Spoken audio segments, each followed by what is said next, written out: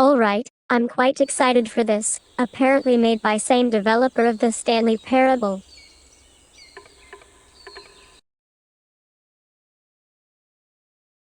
Let's get right into it.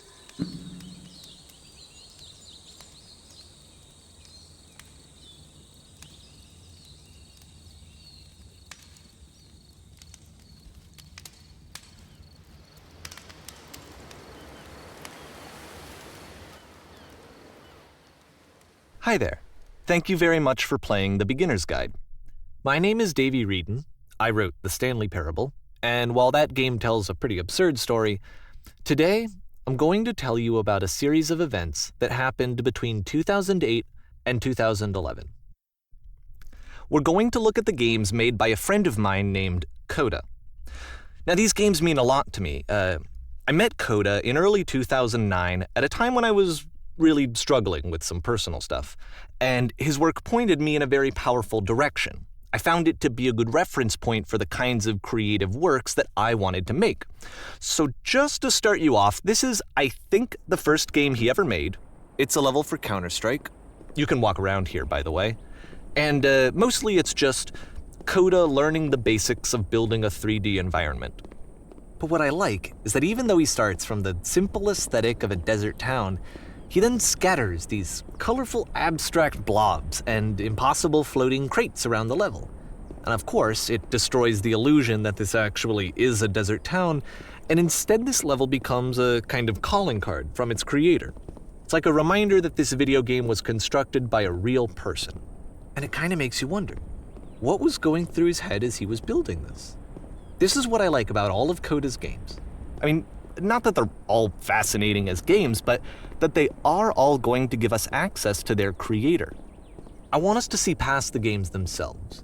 I want to get to know who this human being really is. And that's exactly what we're going to do here.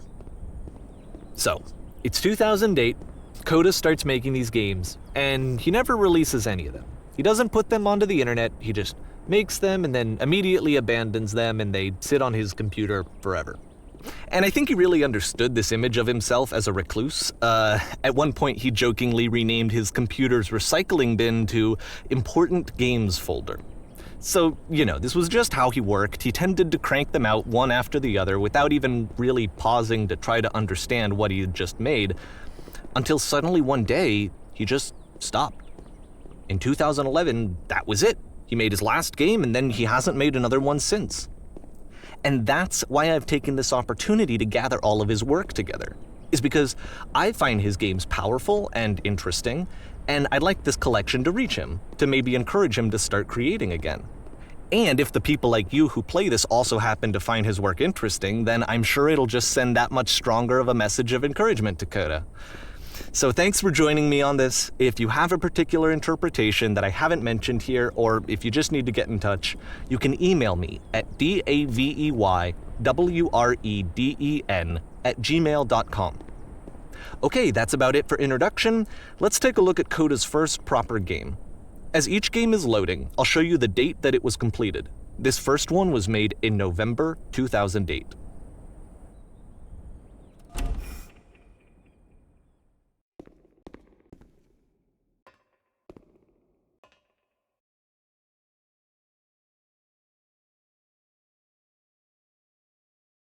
Lol, very tight, good thing we are not too tall. Warning. Whisper machine active. Shift destruction imminent.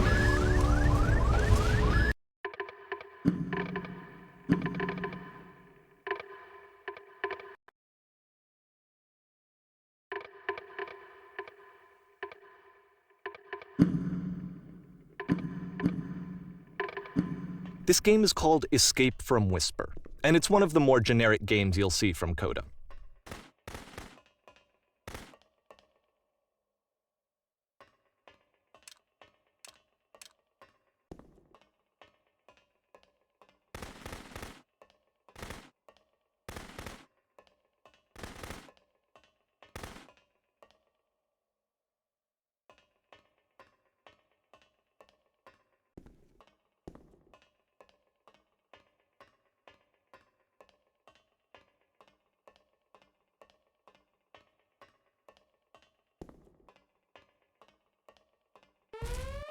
Security hull breached. Hostile alien life forms inbound. It kinda looks like this game was abandoned mid-development. For instance, you have this gun, which you'd think would indicate that there are supposed to be monsters or enemies somewhere, but then clearly there are no enemies anywhere. You can't even reload the gun when you run out of bullets. But ultimately we don't really know. Maybe Coda thought that actually it was complete the way that it is. And I think that we should talk about his games for what they are, rather than for what they're not. Enemy force neutralized. Begin ship evacuation. I love how you can see the bottom of the universe from this room.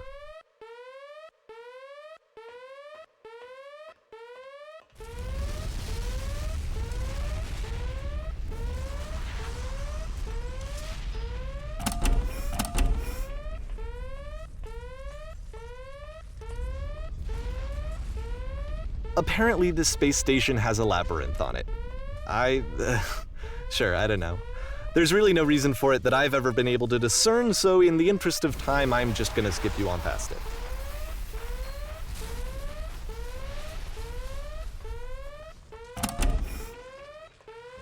Okay, this is the part that's interesting.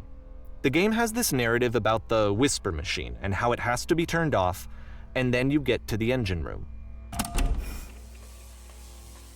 Hey, you there, in the engine room. You could save us all. That beam is powering the whisper machine. We could disrupt it by introducing a great enough heat signature. If your body could stop the beam. It's so much to ask, but for all of our lives, would you do it? Could you give yourself?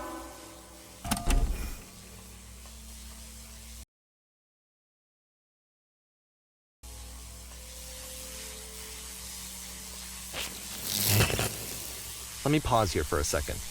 What you just experienced, stepping into the beam and then dying, is probably what Coda had initially intended when he was developing this level. But when he first compiles and plays it, something goes wrong. There's a bug somewhere. And this is what happens instead.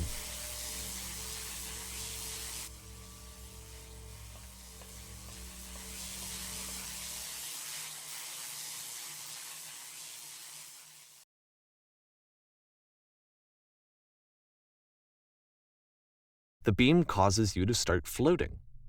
And this is an important moment for him. Because yes, this is technically a glitch, but Coda identifies something human about it, like how small it makes you feel in the face of this larger chaotic system. Or this floating could be the afterlife, a peaceful place, juxtaposed against all of the hysteria that you've just had to traverse. I don't even know. I have no idea what he was thinking, but what's clear is that after making this, something lodges itself in his brain. He wants to do more of these really weird and experimental designs. So he stops work on this and moves on to a stream of tiny little games that go in all sorts of directions. Let's go ahead and take a look at the first game he made after leaving this one behind.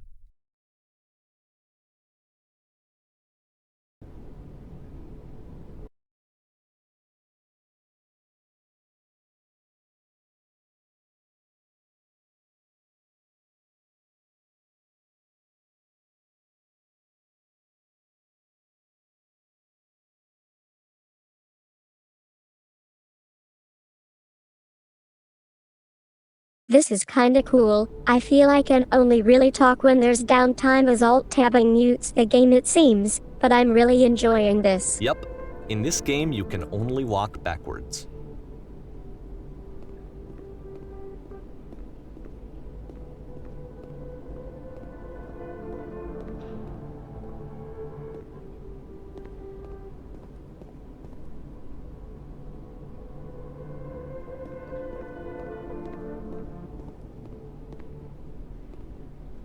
So it's a short and relatively minimalist experiment combining motion and narrative.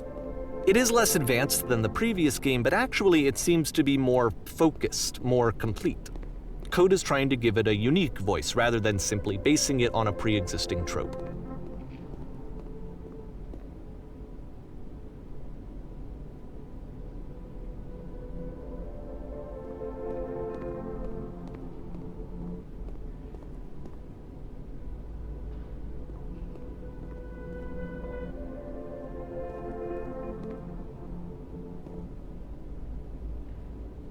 It's a short little thought, it says what it wants to say, and then it ends. Didn't need anything more than that. Which to me is why it works, because it gets out quick. Okay, next one.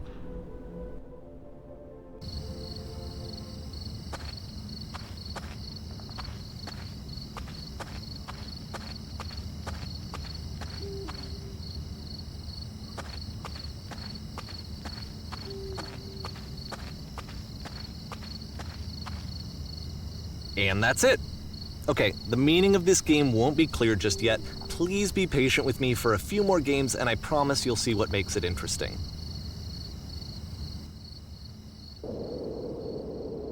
Oftentimes, Coda would put bizarre titles like this one at the start of his games.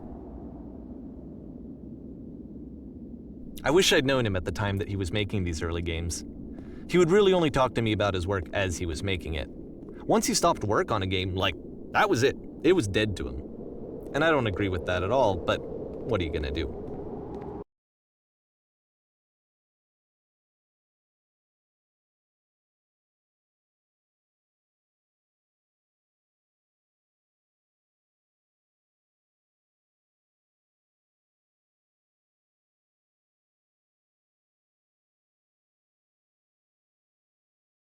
I think it's very interesting to go back and look on past creations. I find this very cool. It's like a showcase.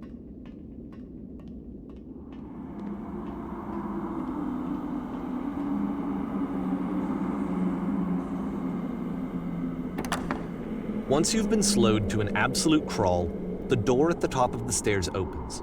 So why, if Coda's not showing these games to anyone, why bother opening the door at all? Well, to show you, I'm modifying the game here so that when you press enter, it'll bring you back up to full speed so you can enter the door for yourself.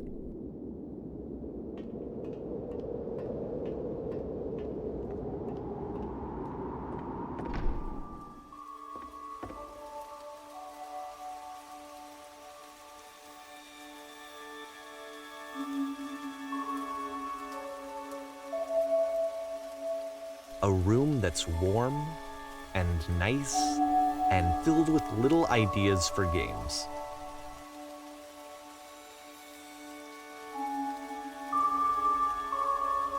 Coda would often tell me that he didn't mind if people thought of him as cold or distant.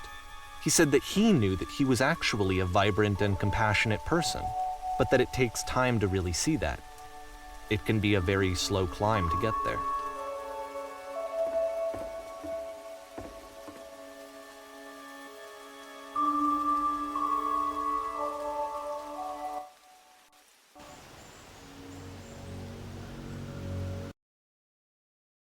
Fisk.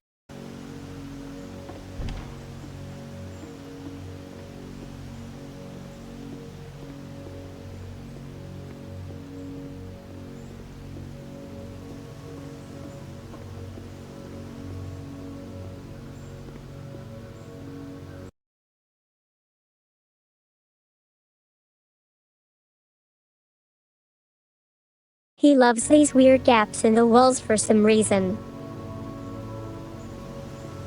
Well, this is new for Coda. It's an actual puzzle. Go ahead and see if you can solve it.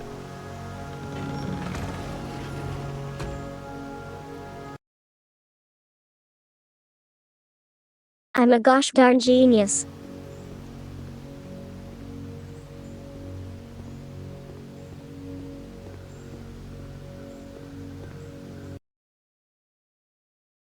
Okay, maybe not.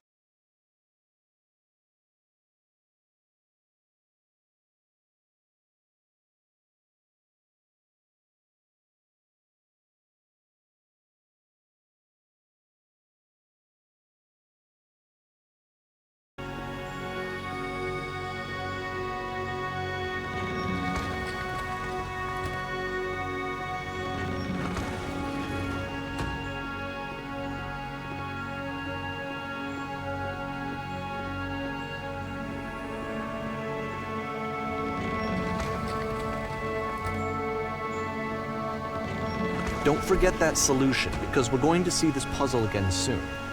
We're going to see it a lot.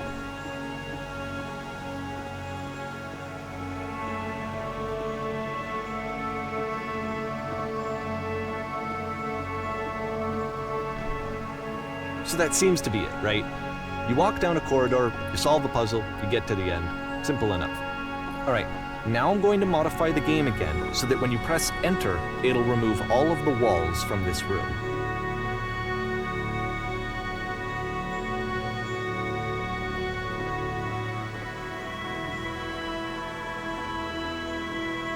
How about that? There was more to it than we had any way of knowing. I actually find it funny that this game comes after the stairs game, since they essentially convey the opposite idea. So, in the stairs game, a dull exterior concealed a rich interior. And then, in this level, a dull interior hides this fantastic outer world. Either way, I think that the point is the same, is that most of the time you don't get to know what you're missing, or even that you're missing anything. That's not your role as a player. So if your role here is not to understand, then what is it?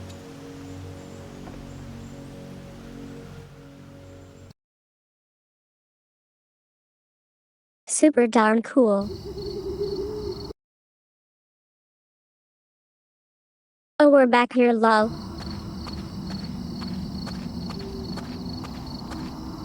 Aha! So, this, combined with the entering game from earlier, tells us that Coda believes his games are connected somehow. It could even be that the stairs game and the puzzle game are literally connected in between this and the entering game. There's a bigger picture that all of his games are meant to play a role in, some larger meaning that we won't be able to grasp until we've seen all of them. And once we have, we can step back and start to understand what exactly that bigger picture is.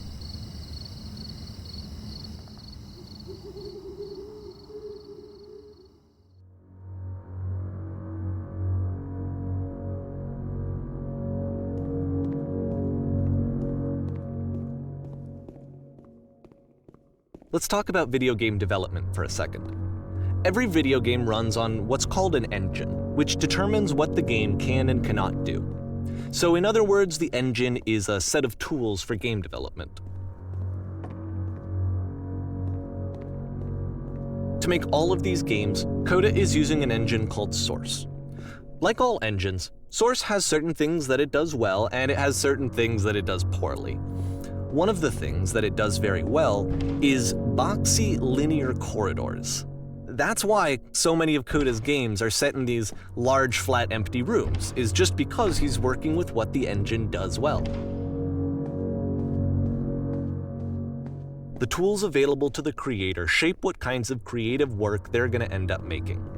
You might consider paying attention to the architecture in Coda's games to notice how they seem to stem from an engine that's very good at producing linear, boxy corridors.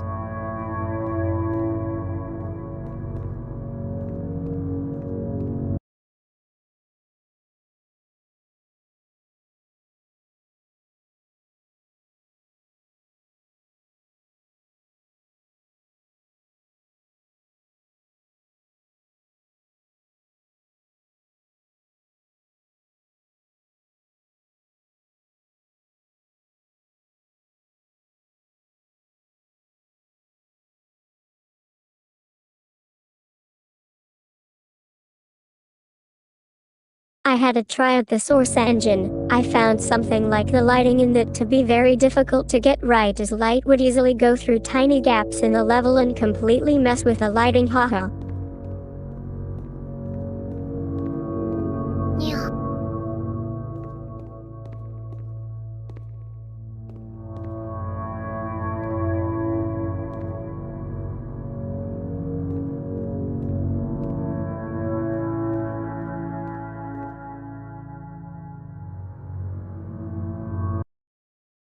Fuck.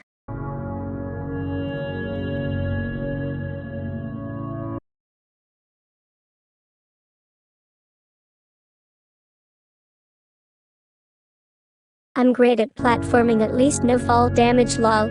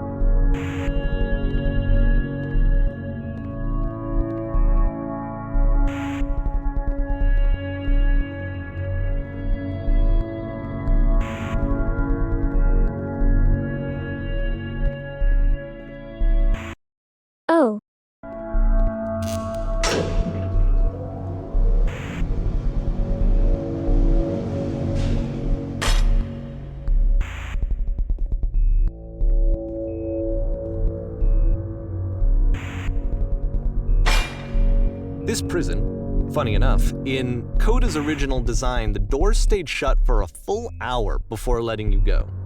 If you don't mind, I think we're gonna skip that.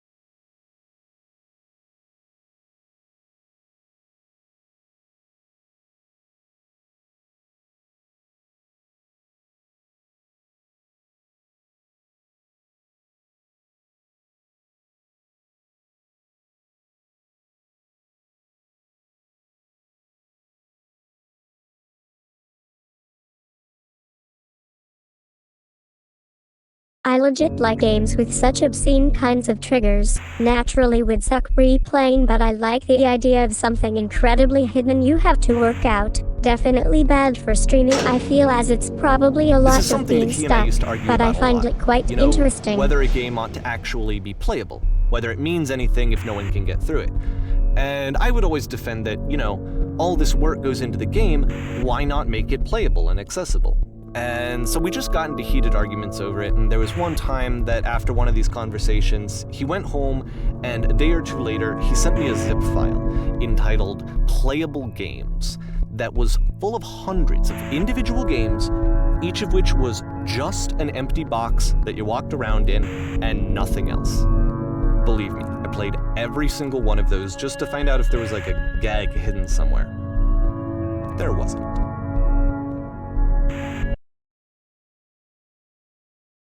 Interesting.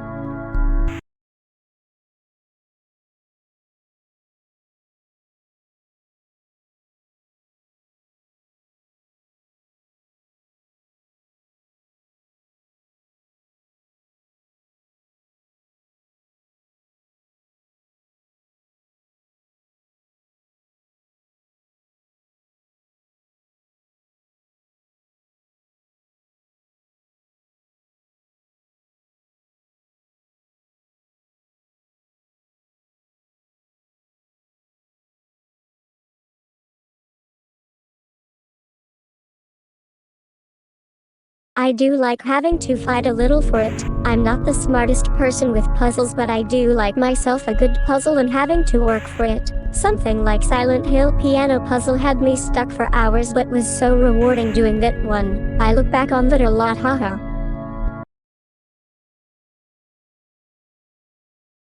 The one from Silent Hill 1.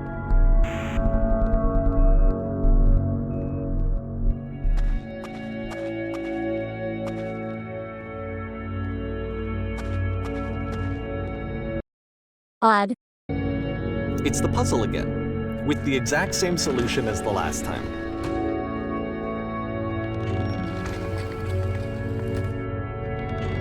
There's still no clear indication of what makes this puzzle so special that Coda is going to return to it over and over.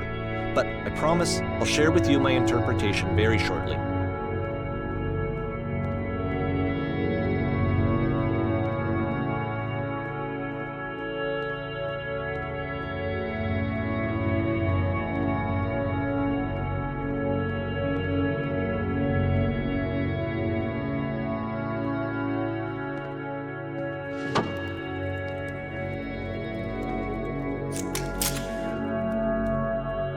Here, Coda begins using a kind of dialogue system that he fashioned out of the engine's chat capabilities. Use the 1, 2, 3 buttons on your keyboard to respond.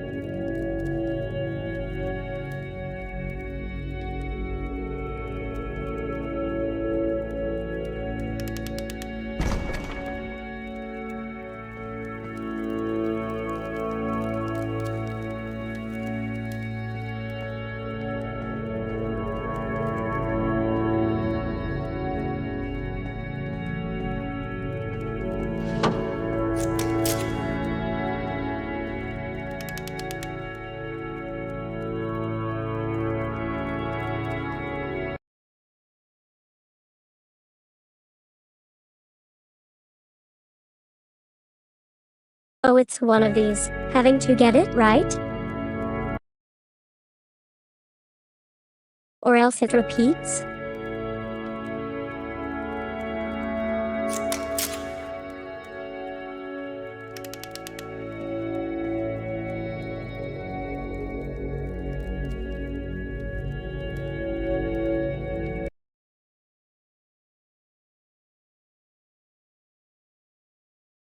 Okay, new dialogue, scratch that, haha.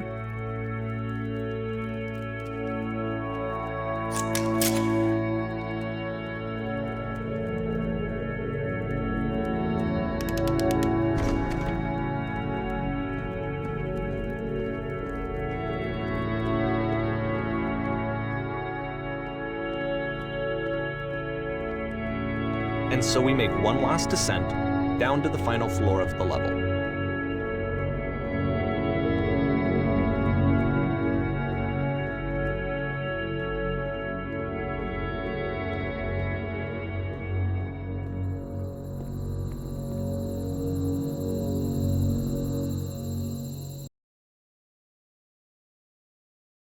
Okay, I can't tell you quite why, but for some reason Coda fixates on this lamppost. It's going to appear at the end of every single one of his games from here on out. I'll tell you what I think. I think that up to this point, he's been making really strange and abstract games with no clear purpose, and maybe you can only float around in that headspace for so long. Because now he wants something to hold on to. He wants a reference point. He wants the work to be leading to something. He wants a destination, which is what this lamppost is. It's a destination. We're going to see it in the work as well. His games are just going to become a lot more cohesive, a lot more fully developed, with more of a clear idea behind them. And as we go, that idea will get clearer and clearer and clearer.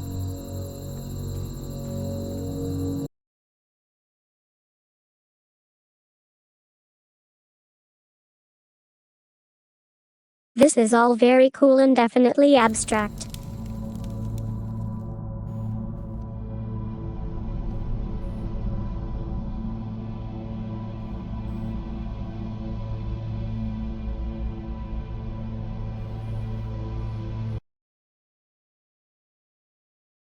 So Dark Souls, cough.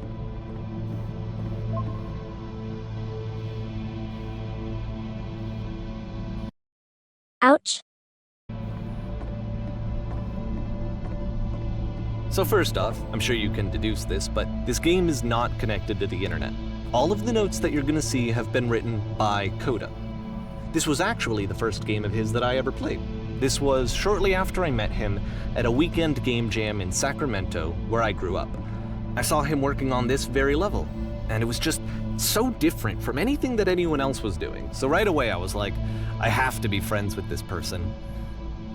In retrospect, I think I was probably a bit too pushy, trying to get his attention. I was over-enthusiastic. But he was very gracious about it and very patient with me.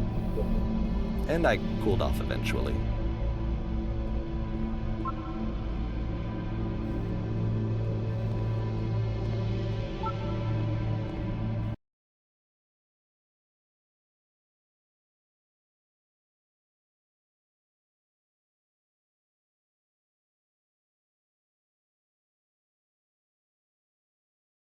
I was immediately thinking if it was connected to the internet, how do I put down a message then? Feel free to skip over any of these notes if they're not doing anything for you. Nothing extra is going to happen if you read all of them. Either way, to me they convey a sense of loneliness. I see this person who's filled with thoughts and feelings and beliefs and has no way to express them except as scattered and unheard voices in a game that wasn't meant to be played.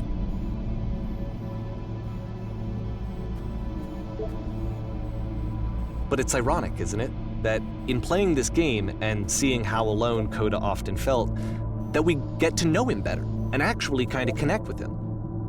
And I have to be honest with you, this idea is really seductive to me, that I could just play someone's game and see the voices in their head and get to know them better and have to do less of the messy in-person socializing.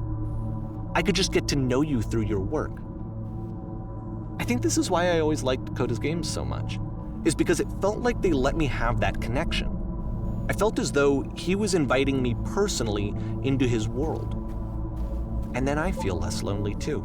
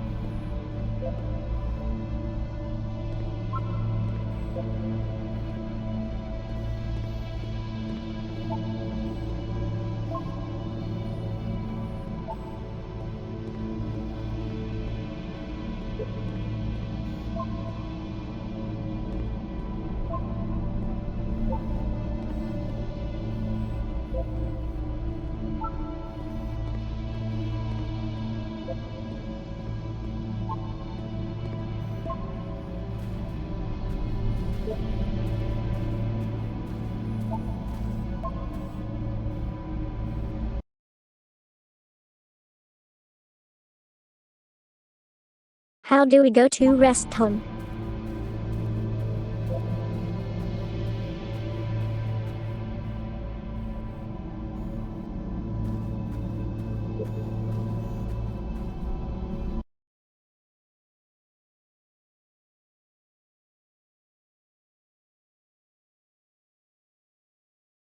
Maybe it's not interactable. I doubt I can make a jump from up there.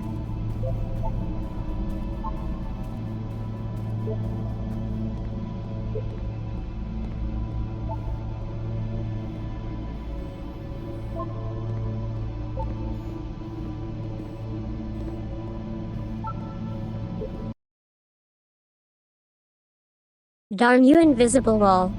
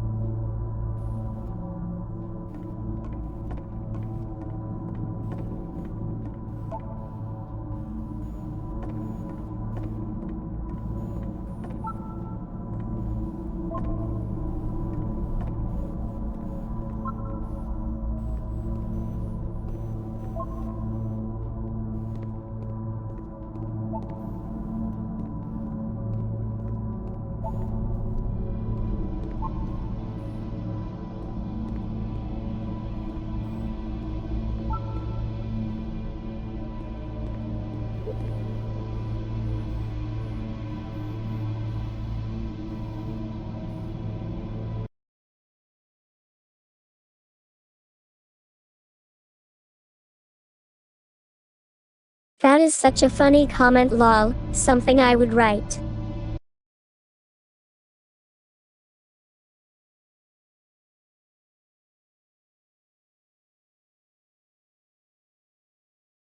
I just called myself funny. I'm such a selfish kitty.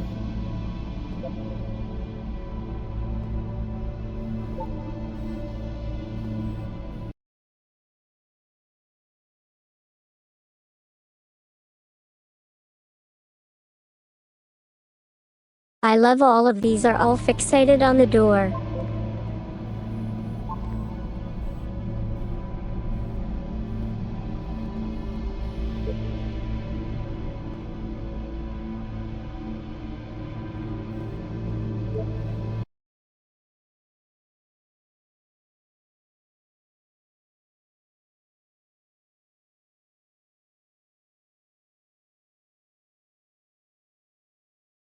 Knowing the creator wrote this is also kinda funny.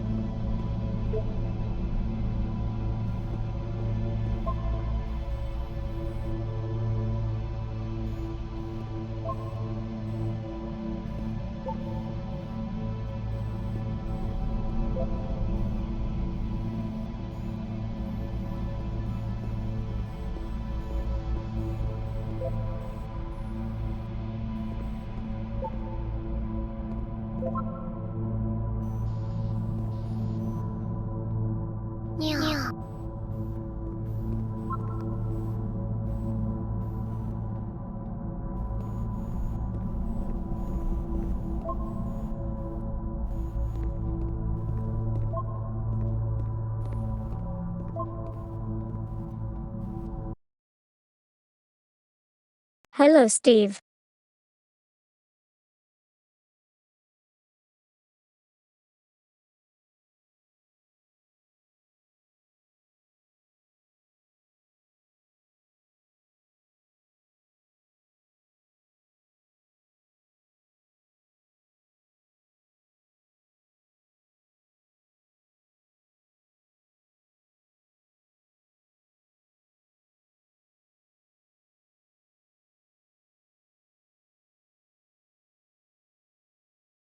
This is actually made by the creator of Stanley Parable. It's showcasing his friend's early game works. He pretty much compiled all of them into one long game to show how his friend improved.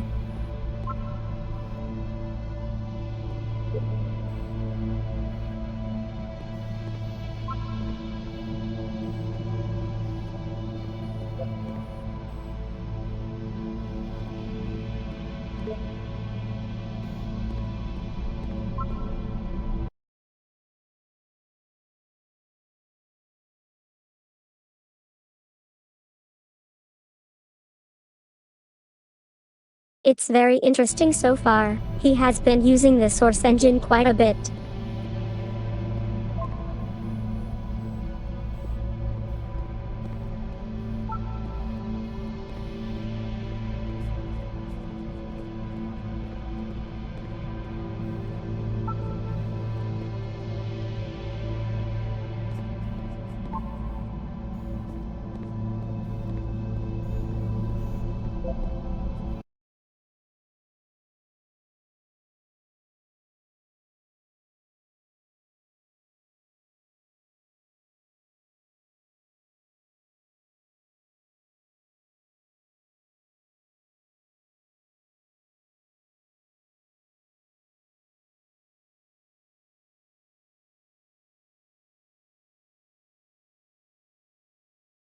So he basically started this one with the concept of this was connected to the internet, but the creator of Stanley Parable told us that this was actually a lie. It was all written by the creator himself.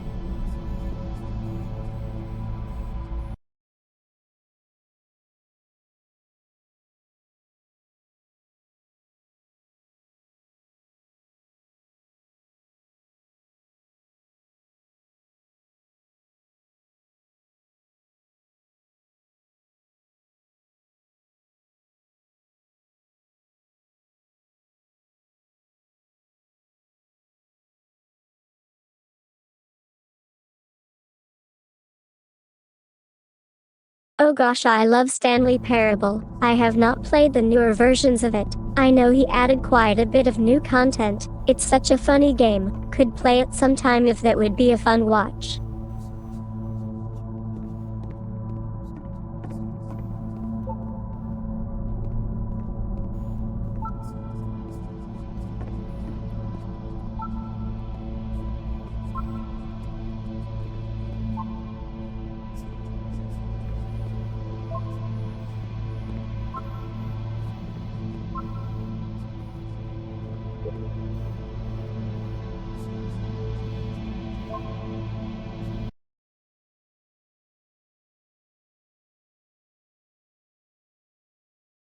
He is breaking fourth wall here, lol.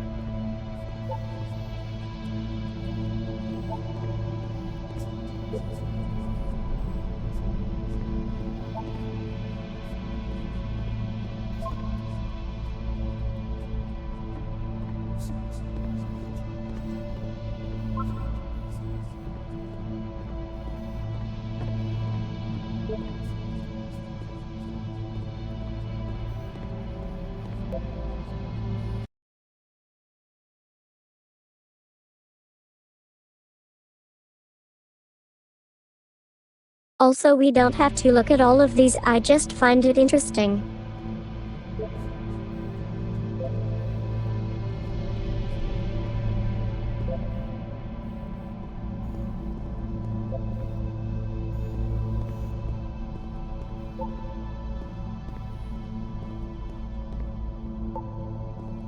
At the end of this level, we're going to see the puzzle again. And here, I'll tell you what I think the puzzle means. Each of these games represents an idea that was on Coda's mind at the time that he was making it. And the puzzle is a way of closing the door on a previous chapter of his life before moving on to the next one.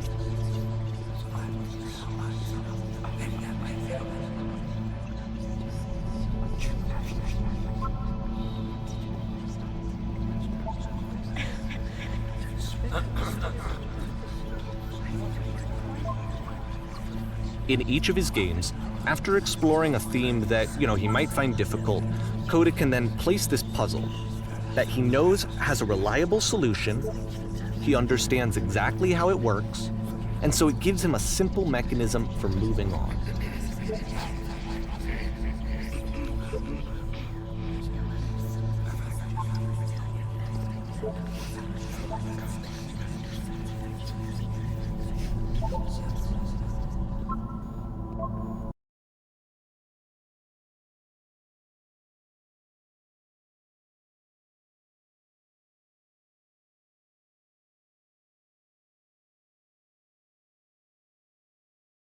This is a bit silly, so he basically kept reusing the same solution for this puzzle in his other game too, haha. Between spaces. Before you move on, you get to pause. Just for a moment, a few seconds to reflect on and let go of the events that led you here. To step back and connect the pieces together. To grasp at that elusive bigger picture.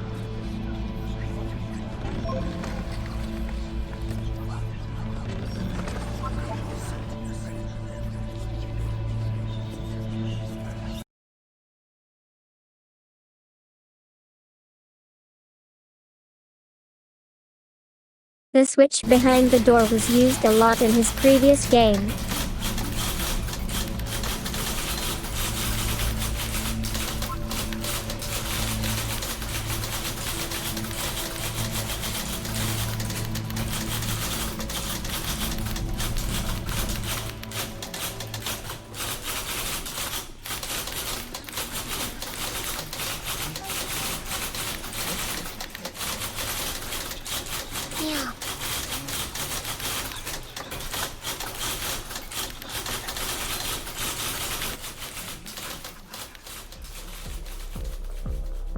Okay, this one is tough.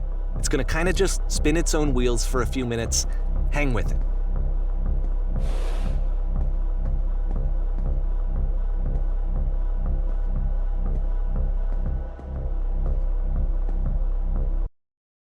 What the?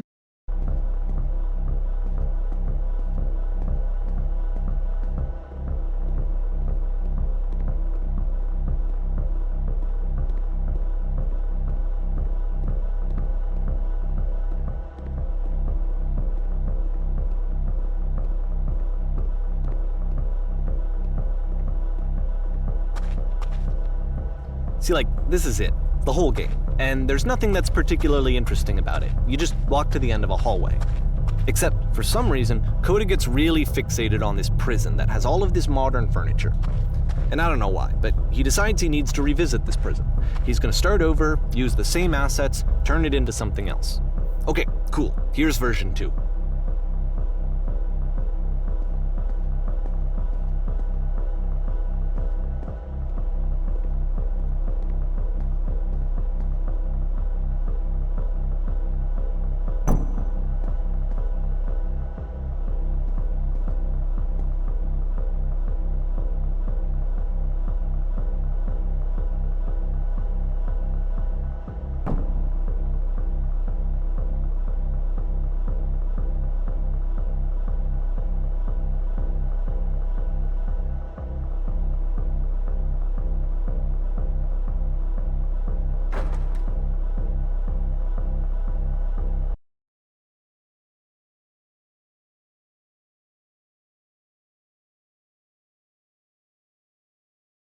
We are not getting what we are asking for, lol.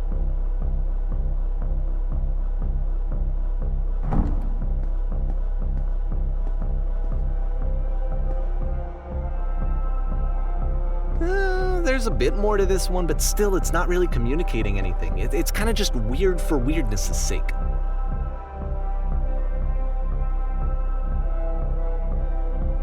So okay, he throws it out and starts over. This time he comes at the prison idea from a different direction.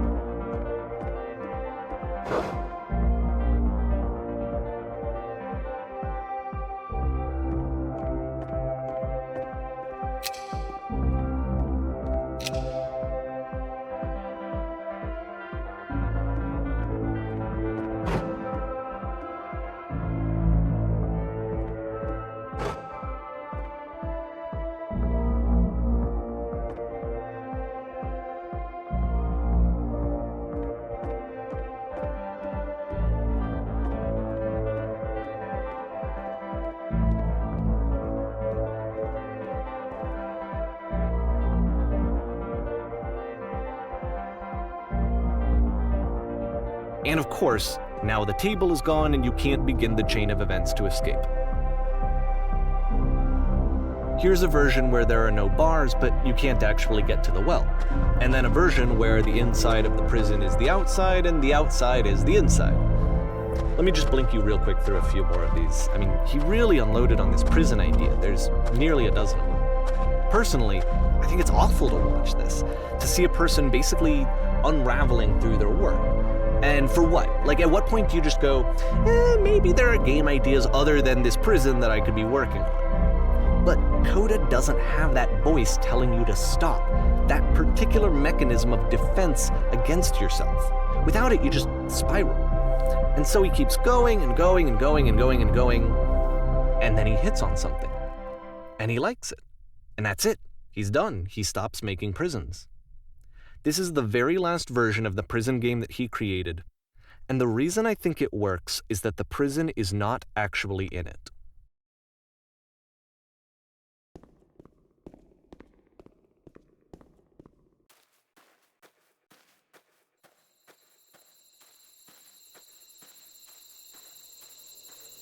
Yeah.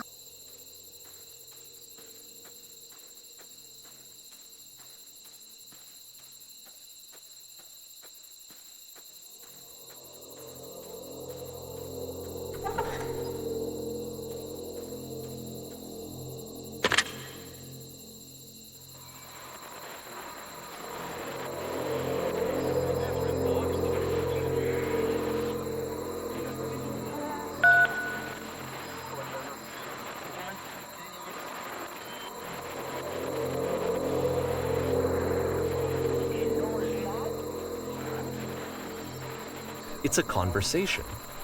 And so this is what Coda wants, is to be able to talk to someone, to share what's on his mind, and to get some good advice from someone who knows. But the irony is that even in this scenario, you're still talking to yourself. You know, all of these games so far are Coda talking to himself.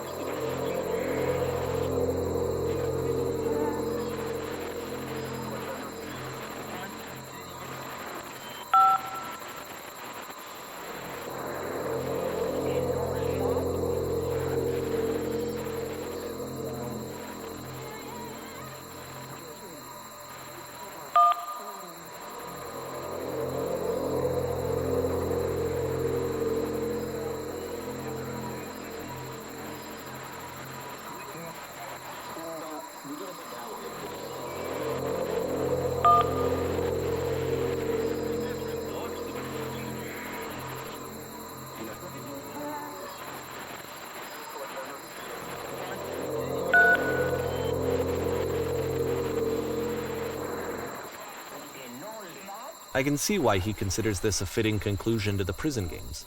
After all of the obsession and frustration, just to be told by someone you can trust that things are going to be okay. Wouldn't that be nice? Yes. So what would it look like if Coda wanted to make a game about talking to someone other than himself?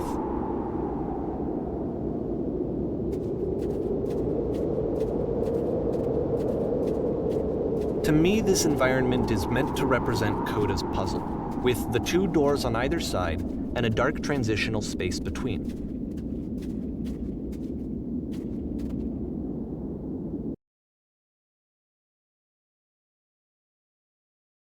How are you today, Steve?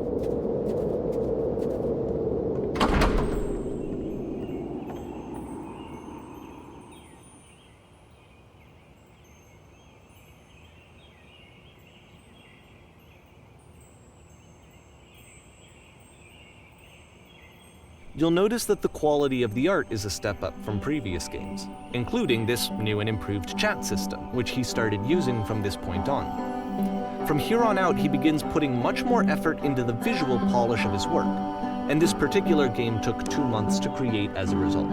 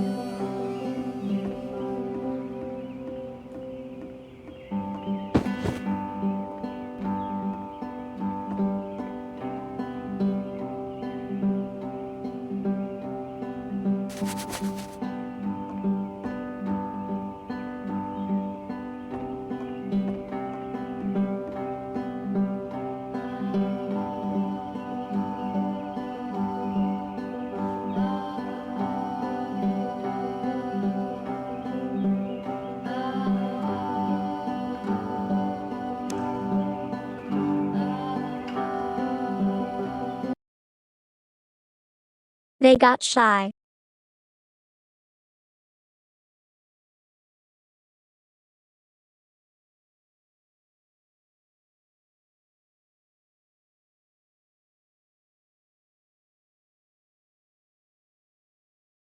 Oh, that's a bit of work.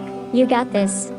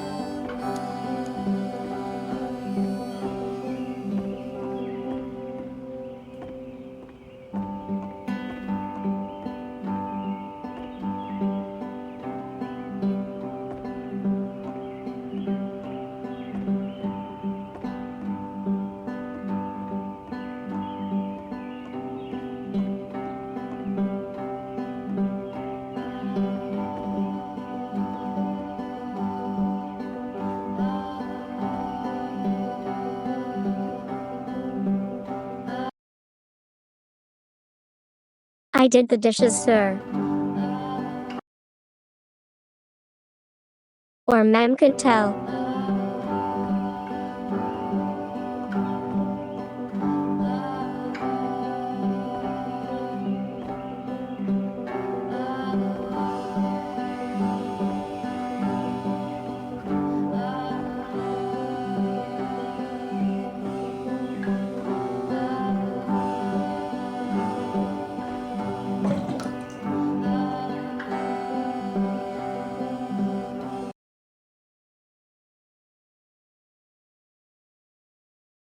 Oh, further up it mentioned tub.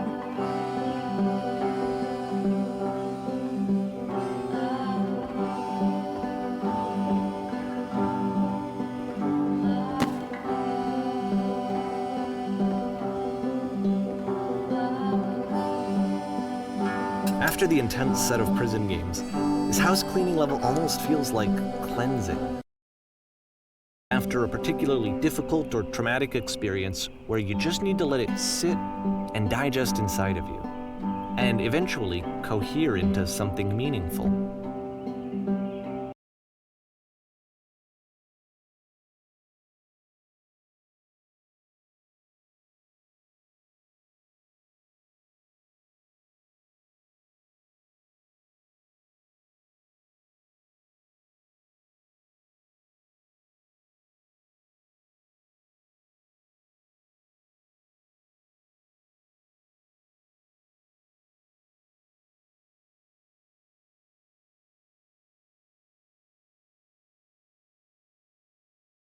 Sounds like you've had a lot of work lately. I've had quite the opposite. I've had a lot of things I've wanted to get done hobby and project-wise, so I feel time has just flown by here, haha.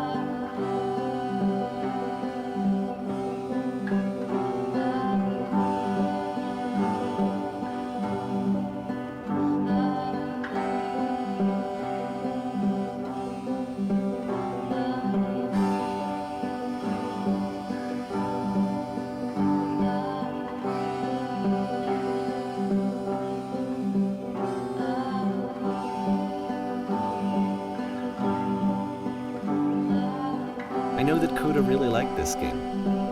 Of all of his work, actually, this was the only one that he called me up to ask me to come over and look at it. This was during a period of a few months where he was like grossly happy all the time, just walked around with a constant smile on his face.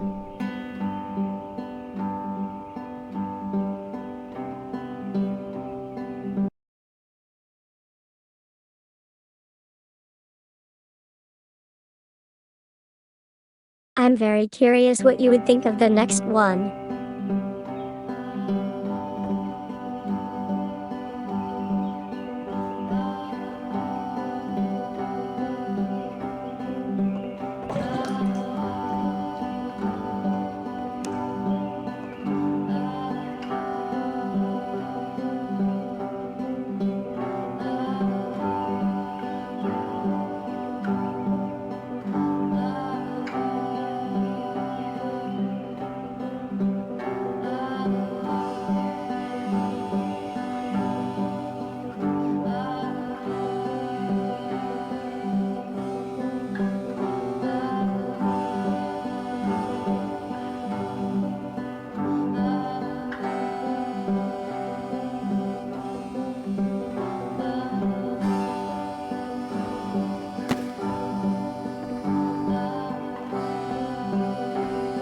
I'm glad he made this. I'm glad he found some peace.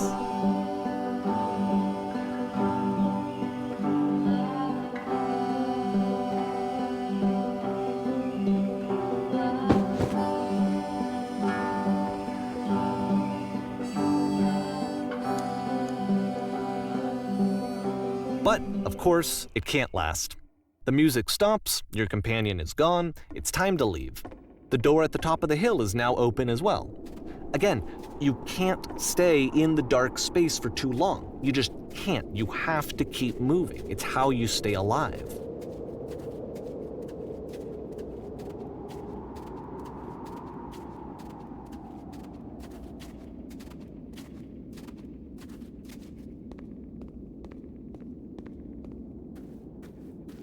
Which is the whole point of the puzzle doors, right? That sooner or later you have to pick up and move. I really thought that was the point of it.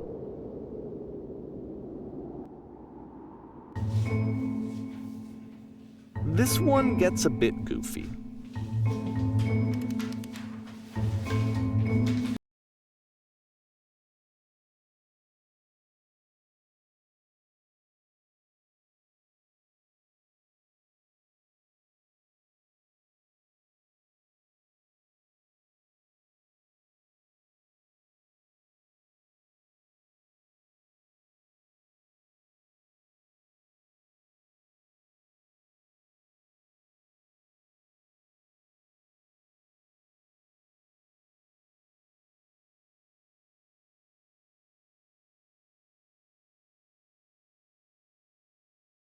So basically how he put it in the beginning, he was sad that his friend stopped working on games. I think he said around 11 to 13, so he wanted to encourage him to continue on his works by making this as he felt his friend had such unique and interesting ideas.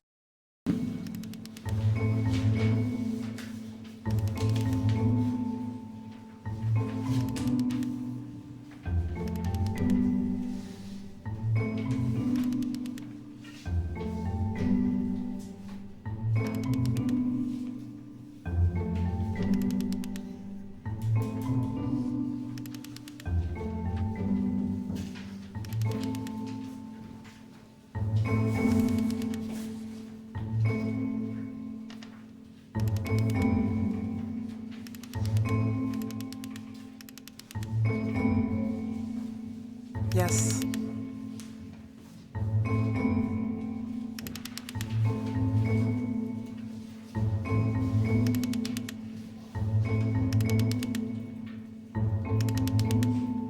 About halfway through the game, the perspective shifts.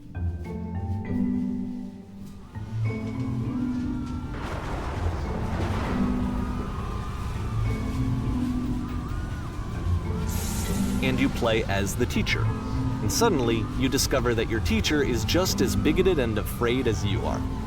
Oh, and also you can move around the classroom now.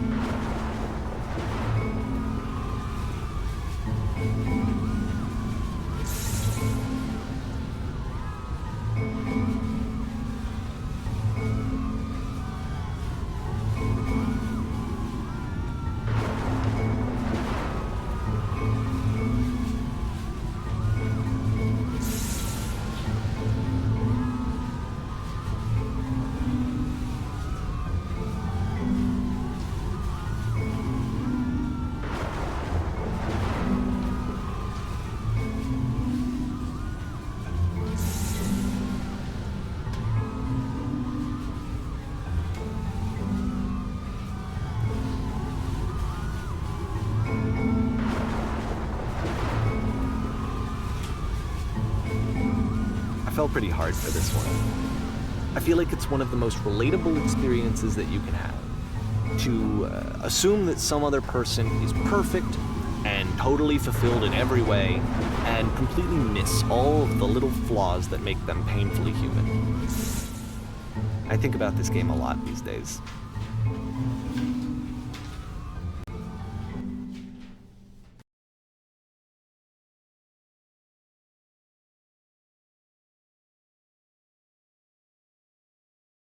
Okay, I think this is a good point to showcase the new animation.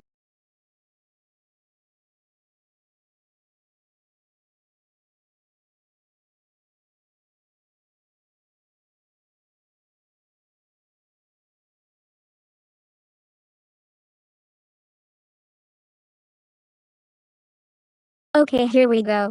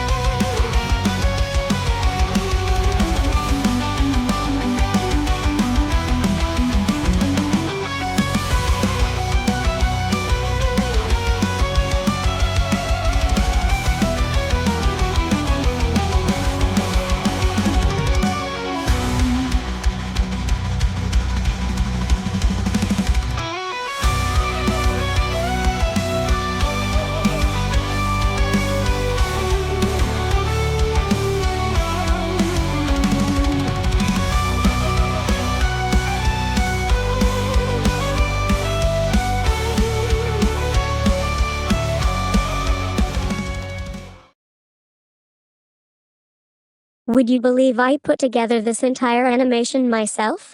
I didn't code the actual special effects, but I put everything together from countless of animation packs to form this entire thing, haha. This one took a lot longer than all the others for Coda to make. It was 4 months between this and the last one. That's twice as long as it took him to make any other game before this, and it's not like it's particularly complex, so I remember I found that a little strange at the time.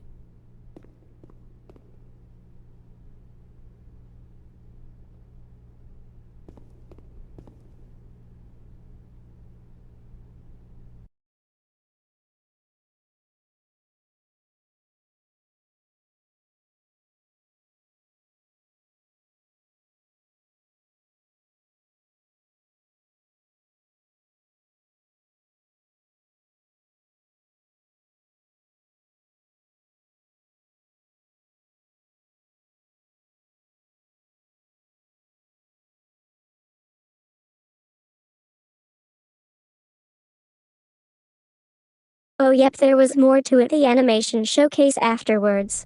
I wonder if the special effects just made my bitrate suffer, lol, let's test that.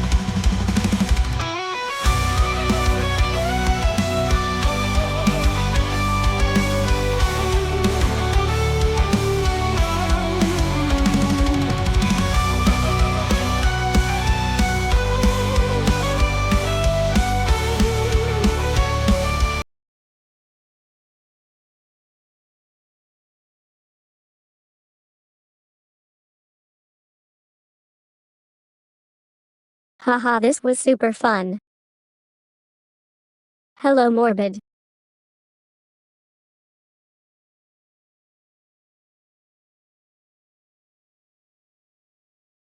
Alright, one more time for Morbid, haha.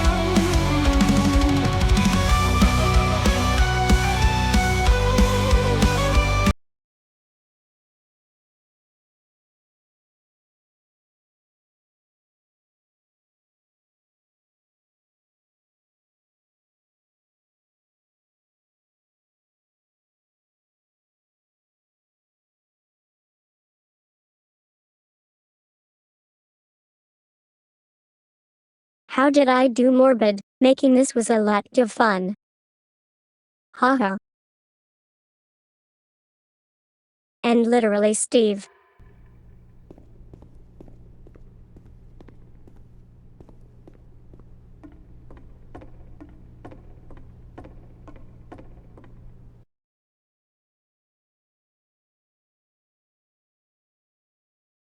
To be fair, Dark was denied catnip. Justified.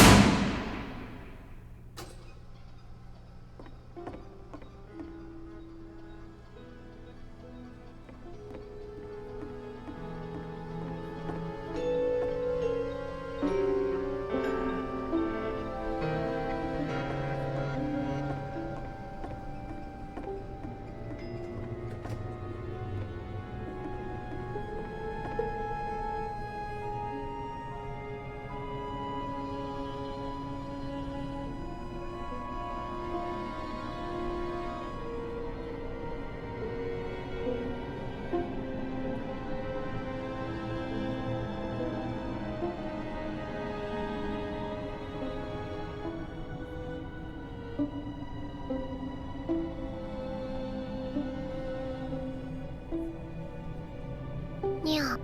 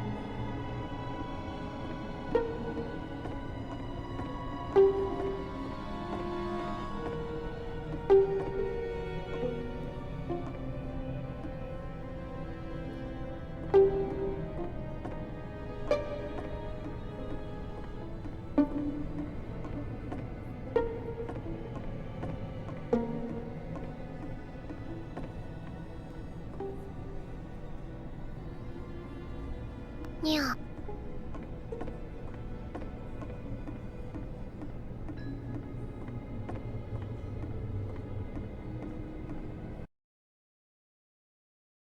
Lamppost is back.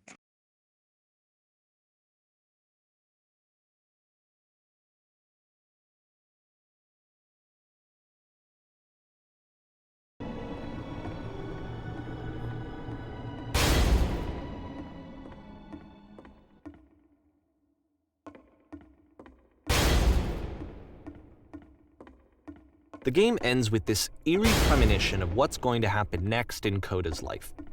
The solution, social anxiety, to fears of having to perform and having to chase success, the answer for Coda is to withdraw, to hide himself away. Which is what leads to scenarios like the stairs that slowed you down several games ago, where it just becomes harder and harder to access Coda's inner landscape because he keeps retreating. He just keeps backing away from possible connections to anyone other than himself. And to be honest, I didn't consider it very healthy when I first played this game. You know, it looked to me like he was trying to justify the idea of just disconnecting yourself from the world. And that wasn't what I wanted for him or for his games. Because I feel like a lot of his games are inviting me to connect with this person, to bring him closer.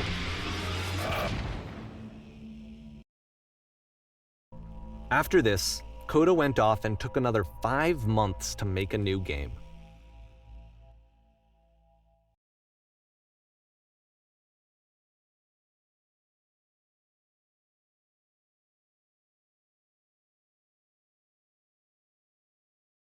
Alright then, lol.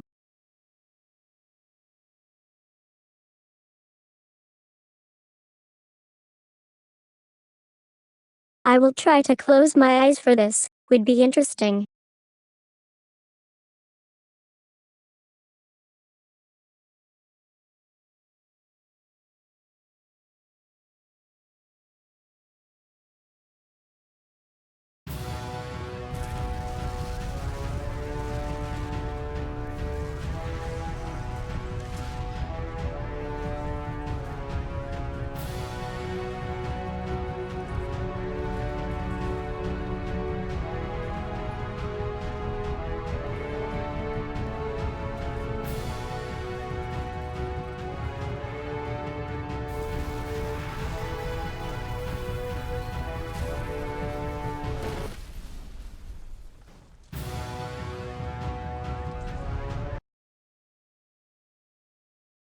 opened them.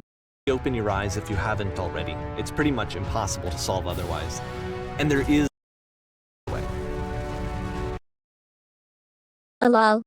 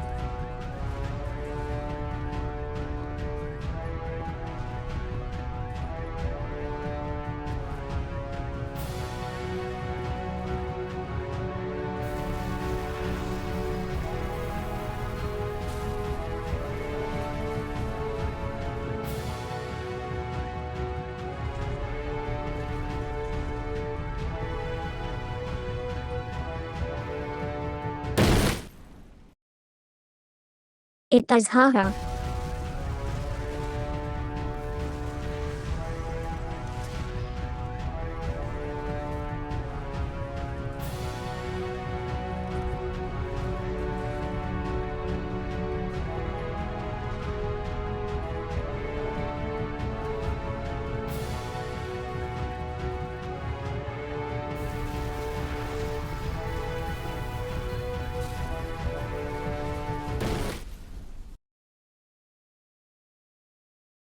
Him.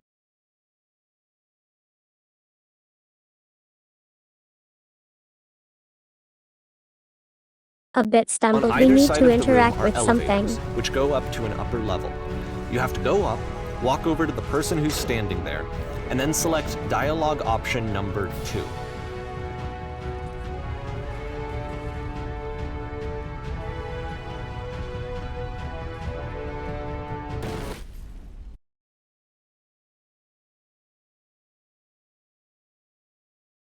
Haha, alright then, did not see the elevators, lol.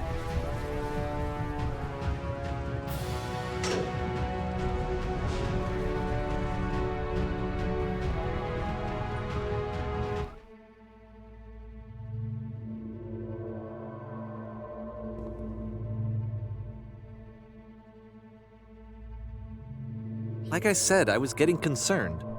First off, he's never been this explicit in his work about exactly what he's thinking. So where's that coming from? But then even weirder, his work has potentially stopped being an outlet for him. Not like he's having trouble iterating on ideas, but he literally just can't think of new ideas anymore. And in person, he was being a lot more distant than usual. Like, you know how sometimes a person will just deflect anything that you say in order to keep themselves disconnected all the time? It was that kind of thing. Here was the point in my relationship with Coda where I really started to wonder if he needed my help in some way.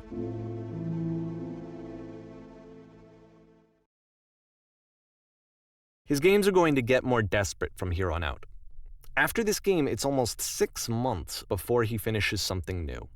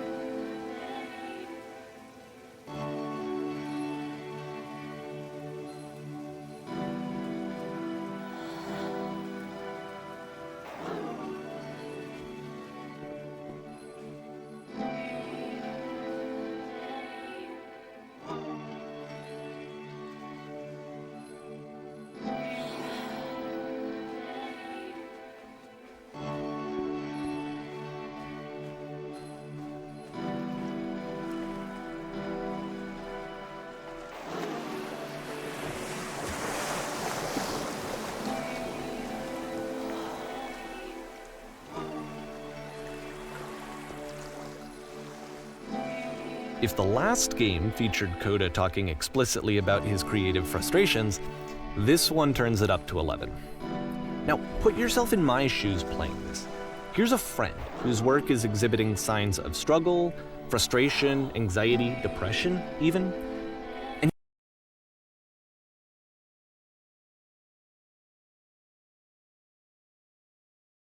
I selected option 3 there and it changed it to deal lol. yet still, he keeps making games. He keeps throwing himself into the grinder even when he clearly doesn't have the energy for it anymore. Why? What is it for? Because from my perspective at the time and just what I knew of him, this was a result of how isolated he was. He was in his own little bubble, just sitting at his computer all day, not really showing these games to anyone, not releasing them onto the internet, and so he didn't have anyone outside of himself to connect with. He had no outlet to ground himself on.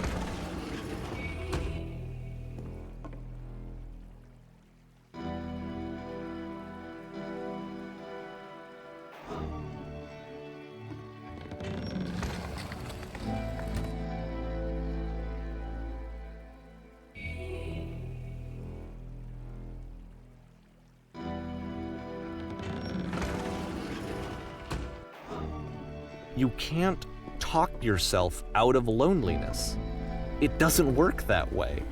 You can't be the one writing both the questions and the answers. Then there's no movement. Then there's no circulation. If all of your anxieties are being channeled into your work, then if the work ever fails, you have no backup and you're just going to crash.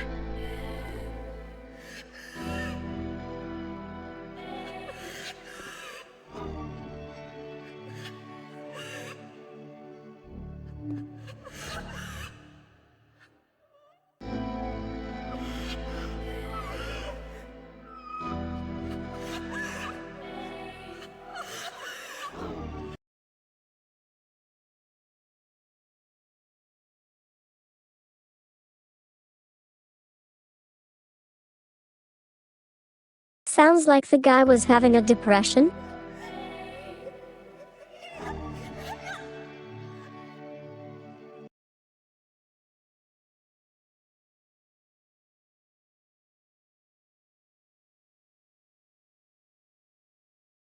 Or gal, he haven't said.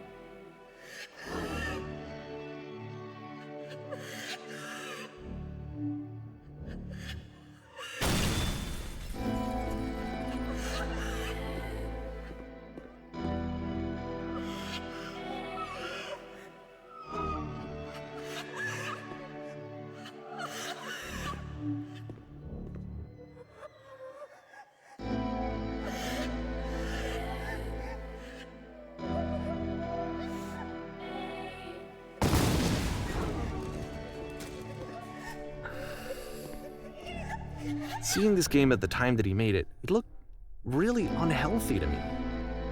I was watching him do this to himself, and I hated it. I hated seeing him so trapped. It's like, video games are not worth this amount of suffering.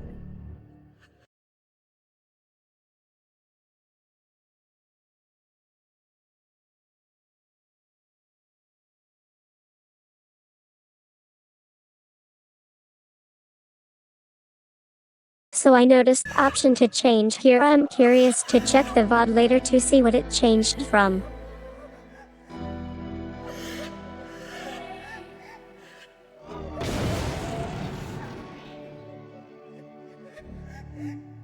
This is someone I really cared about. And I used to get so much joy out of seeing him create. For him to suddenly become angry and frustrated like this, it was the worst thing for me.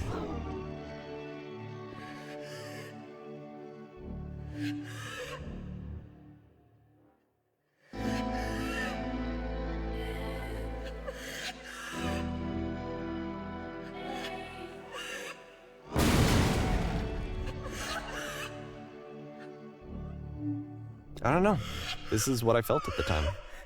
I don't know how else to explain it. I wanted it to stop more than anything. I had never felt so rotten. I needed more than I had ever needed anything for this to stop.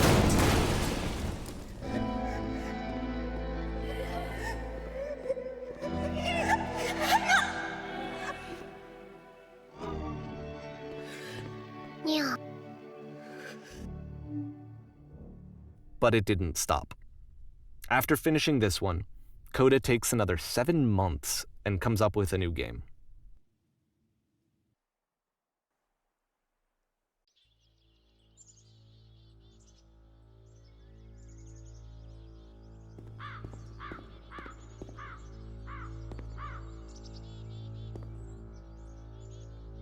Nya.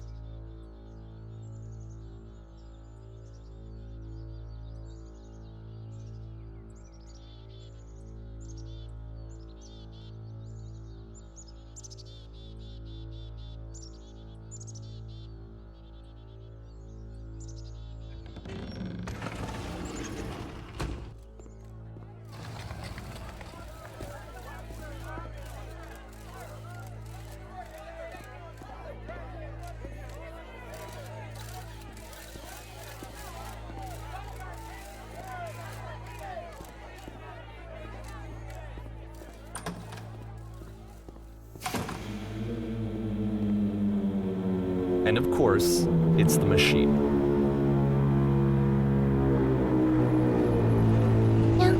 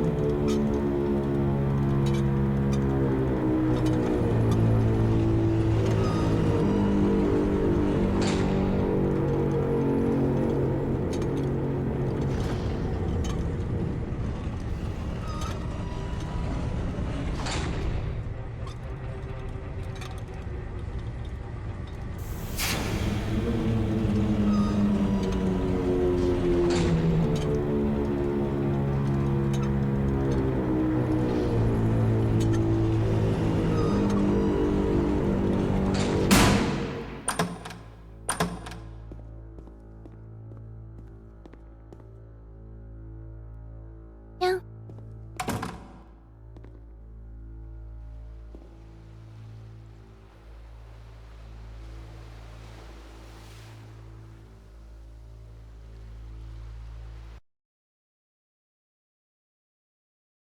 Some serious cult activity.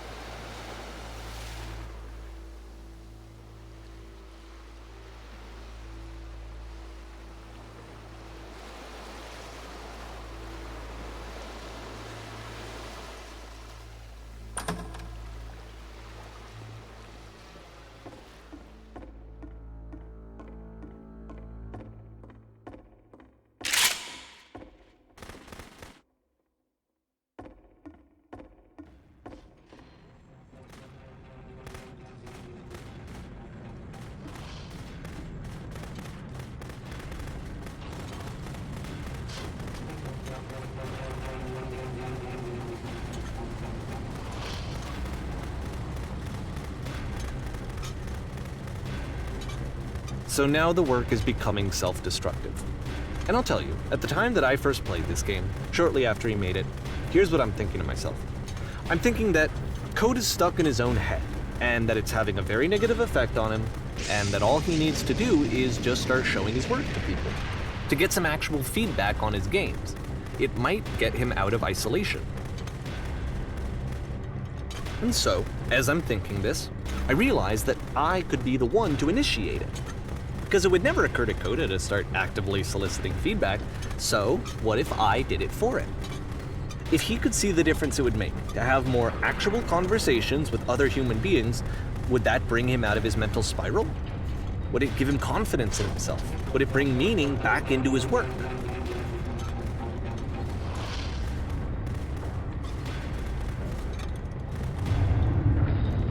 So I started showing Coda's work to people. I took this one, and the islands which you just played, the theater, the notes, the house cleaning game, and some of the prison escape games. I brought them to people that I knew and trusted. I asked their opinions. And the great part is that they really loved his games. You know, the point of it all was just to give him some external reference point, but they genuinely loved his work. There was nothing for him to be afraid of.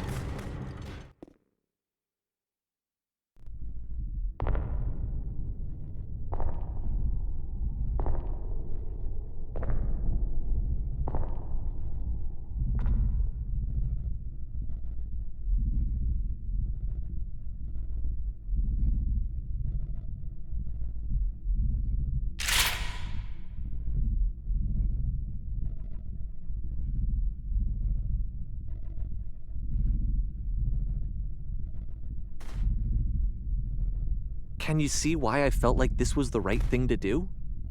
Because it's the thing that I always feel like I need, to be told that my work is good, that I am good.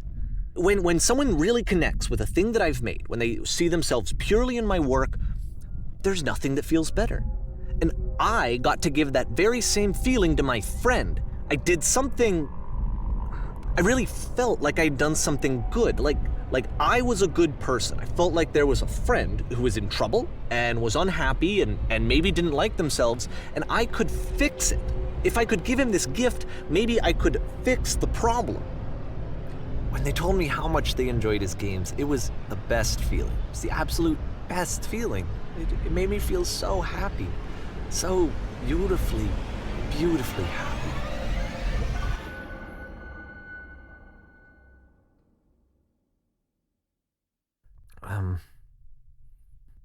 So anyway, Coda finishes this game, and then really he just kind of takes off for a while.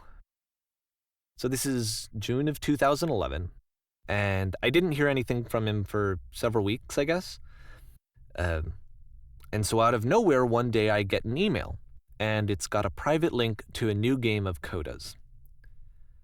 This one is called The Tower, and to my knowledge, it's the last game that Coda ever made. So let's take a look.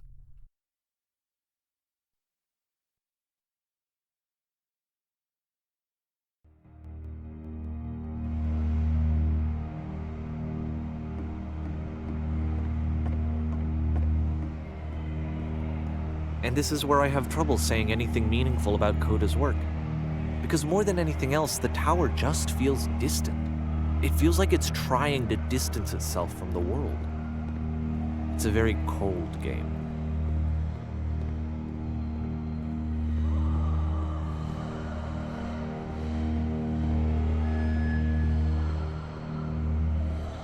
This room actually has a maze in it.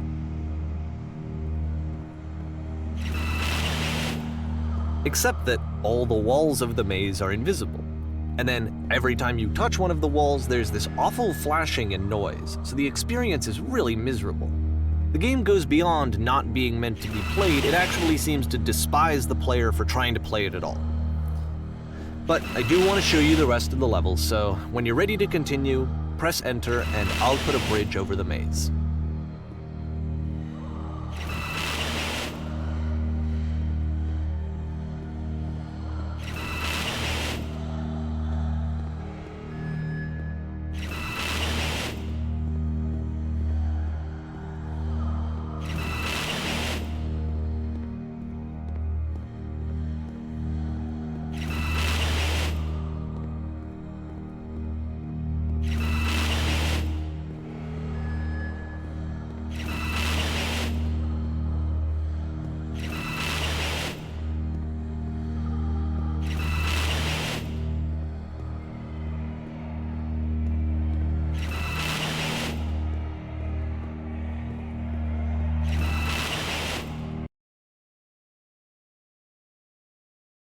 Okay, I got nothing, lol.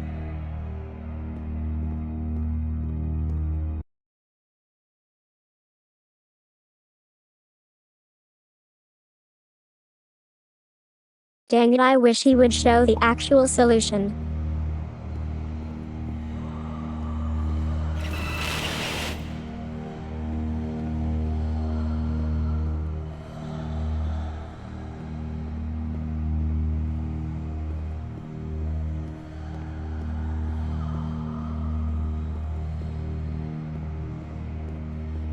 And to be fair, it's not like this is the first game that's needed some modification to be playable. Like the house cleaning game. You know, that one used to actually loop the cleaning chores and you just cleaned a house forever. I had to cut it off so that you could exit the house and the game would actually end. But that game had an idea that it was actually trying to communicate. What's the deeper idea behind the invisible maze? The only way past this challenge is to randomly guess the 6-digit code. Like the invisible maze, it's frustrating to me, because it's the opposite of everything else that Coda has made. It doesn't encourage thought or engagement. It doesn't ask anything of me, except a lot of my time. If I could have reached him during this time, then maybe I could have asked him, but I couldn't. I still don't really understand why this is here. I'll put the code on the ground for you here, though, so that we can move on.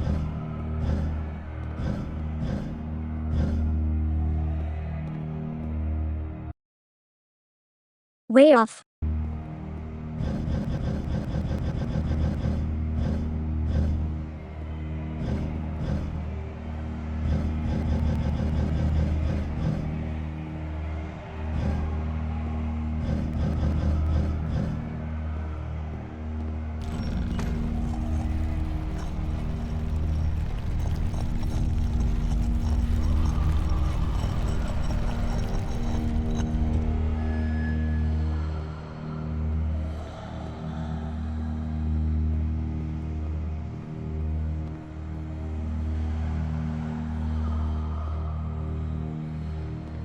The switch to open this door is actually on the other side of the door, meaning that it's literally impossible to solve from this side. So even if you somehow brute forced your way through the first 2 challenges and you got to this point, there's actually just no way to progress. And it's scary for me, the idea of Coda cutting himself off entirely, just saying, you know, that's it, that's the end of the conversation, not giving me any way to fix the problem. No. I feel like a failure, I guess, when I can't fix the problem. But I can open this door for you, so let me do that.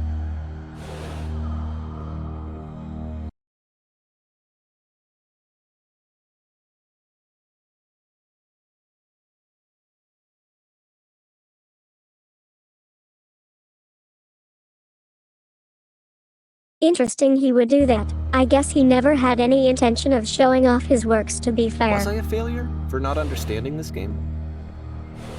I don't know why I would be. It's not like everything needs to have a solution, but I feel it somehow.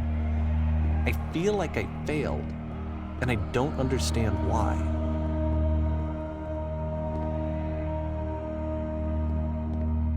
I remember, it's June of 2011. I'm playing this for the very first time, and as I'm playing, I'm thinking to myself, I don't know this person. I have no idea who this person is. It wasn't the guy I knew, it wasn't my friend. I had come to so many conclusions from looking at all of his work up to this point, and then suddenly none of them... I had been trying to, though. That was the thing. For years I was trying to get to know him, to understand who he actually was and what he stood for. I asked him so many times to please just tell me what his games mean to him. I asked him please to tell me what the 3 dots mean. And he wouldn't.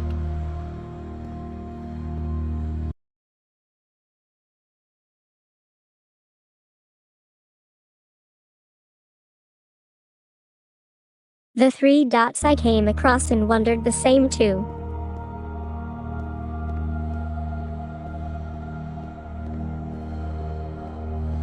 I just felt so strongly that if I could have connected with him, that if I could have somehow made his work my own, that I would finally be once and for all happy. It was that I needed to see myself in someone else. I needed to be someone other than me. But he stopped and left, and it felt somehow like I had failed.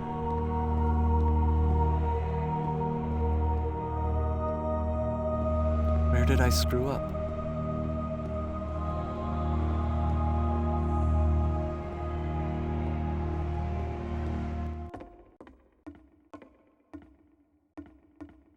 I'm the reason that you stopped making games, aren't I? It's because of what I did. I poisoned it for you.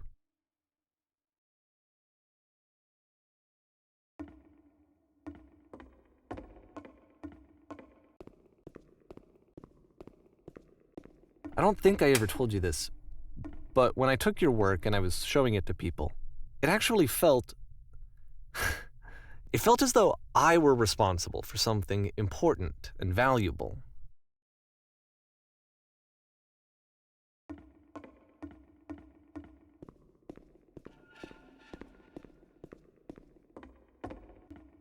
And the people who played them, they treated me like I was important. They really listened and cared about what I had to say. Even though I was showing your work, I felt good about myself. Finally. For a moment, while I had that, I liked myself.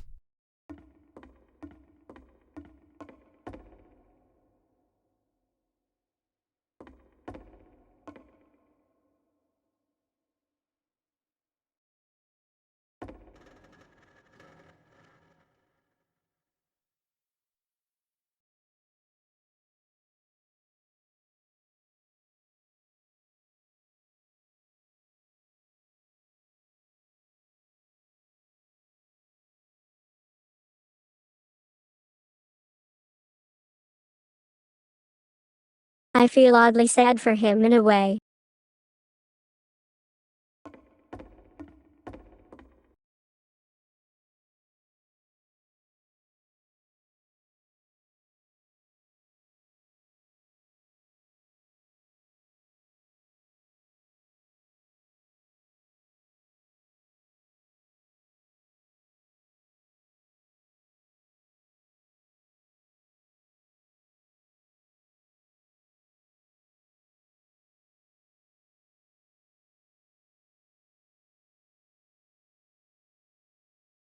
I do get that. He felt a bit exposed, like he had no intention of showing this and it was exposed against his will, so I do get him as well.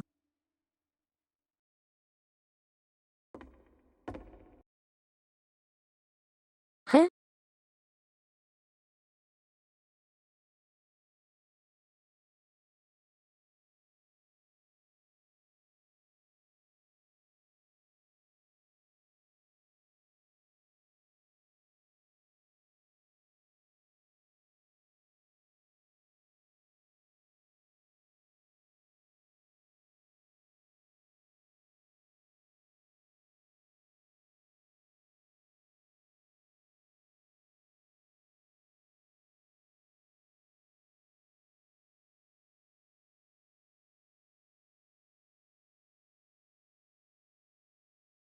So the developer of Stanley mentioned that he started adding the lampposts like to add deeper meaning and a connection through the games. Maybe he only added them as to satisfy the developer of Stanley Parable?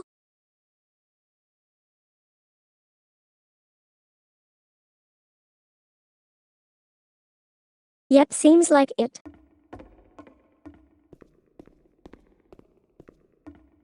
And then you stopped, and I didn't have anything left to show people. I just had to be with myself. And as soon as that happened, there was no feeling at all. Nothing. Less than nothing. What does that mean?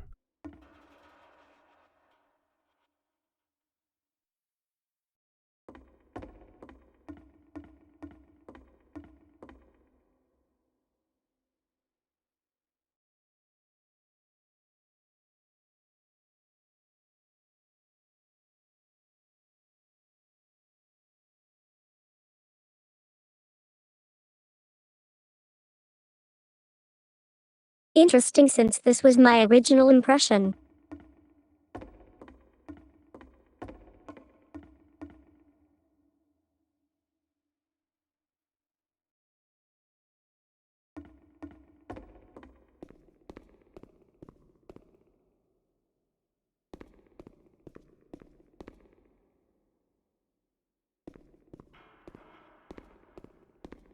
I'm afraid that I did something really stupid because I don't like myself.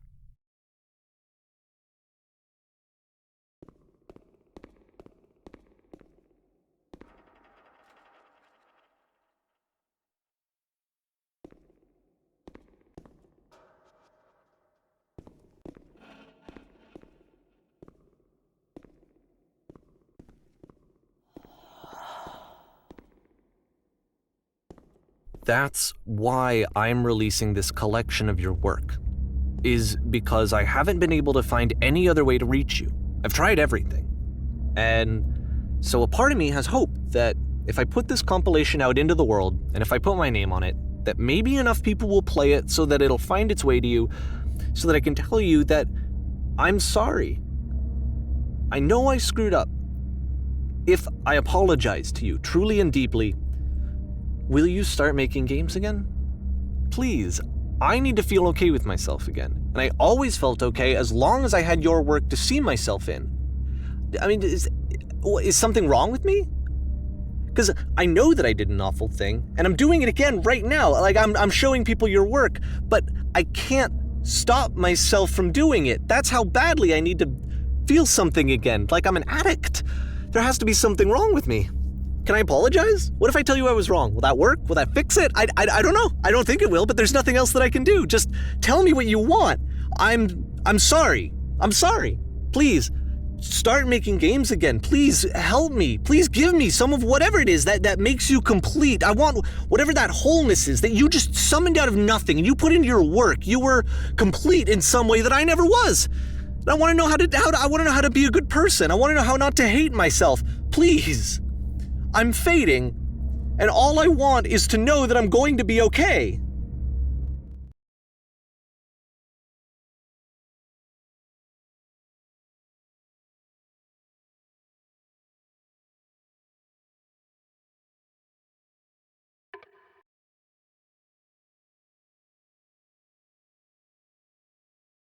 Let me just try to increase the bit rate.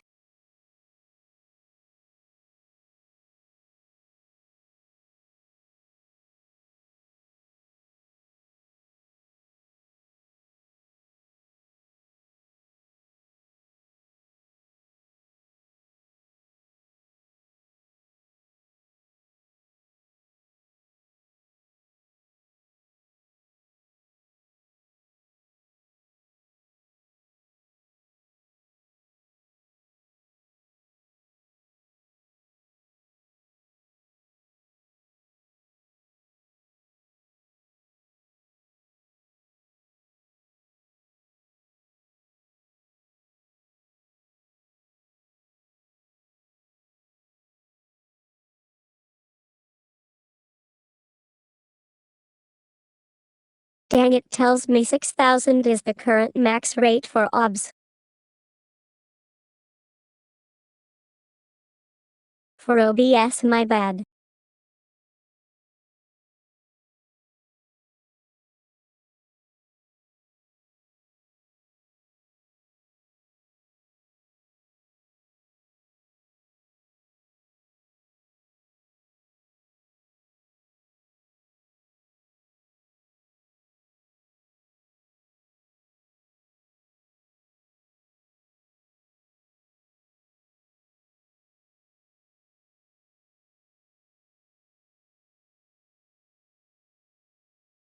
I completely agree with you there. It's definitely going down the path that the developer of Stanley did an awful thing here. I know he wanted to do it out of kindness, but you gotta respect boundaries.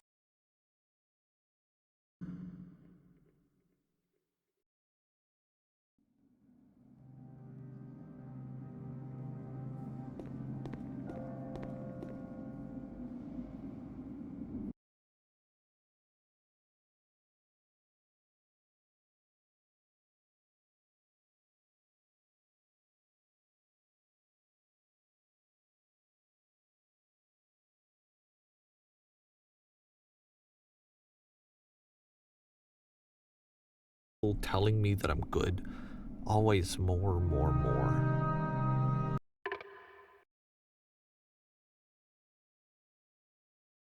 It does give me unstable warning on my stream manager page, however I see no bits dropped here.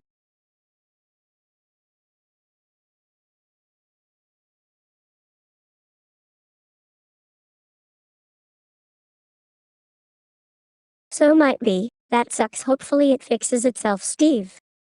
It's like a disease.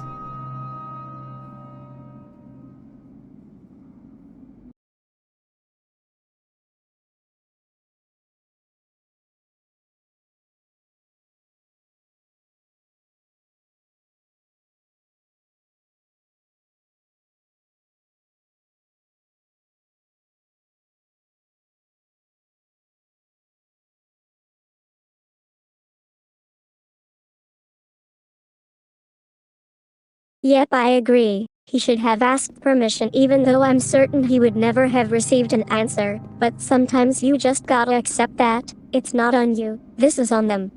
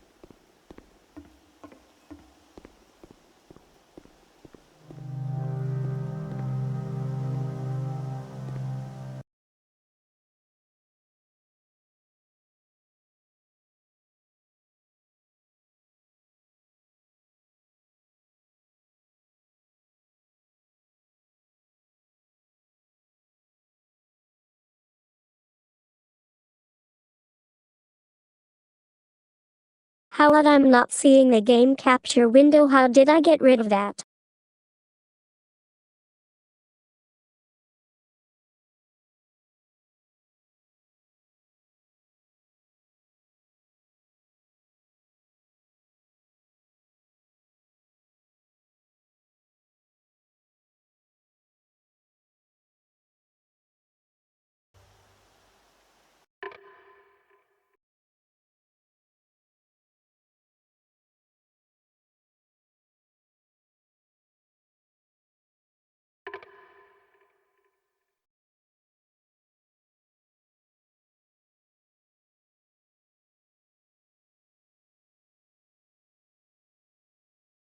Hang on, working on it.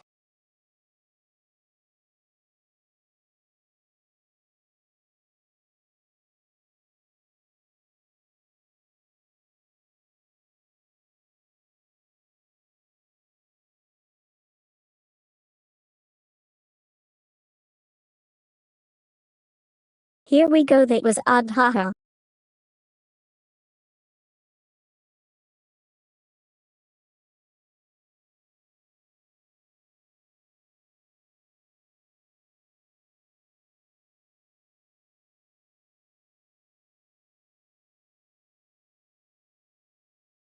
I'm not sure how long the screen was black for, I apologize. Not much has been happening, was just looking around this big train station.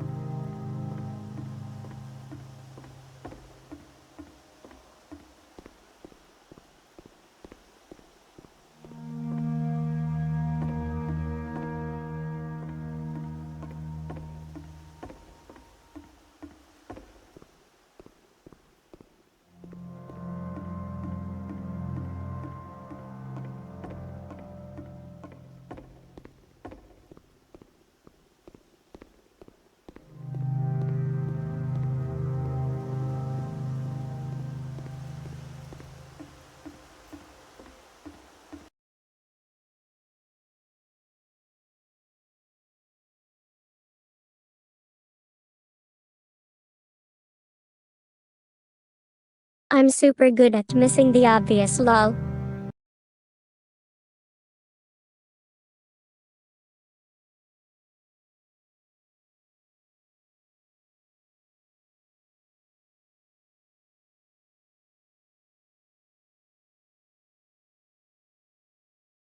When I saw this blinking lamp, I was like, oh, that's neat, and looked if I could see the actual part of the lamp changing to, and moved on.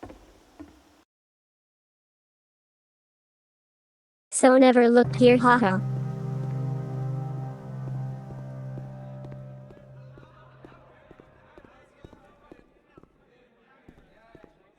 Solution. Solution. Solution.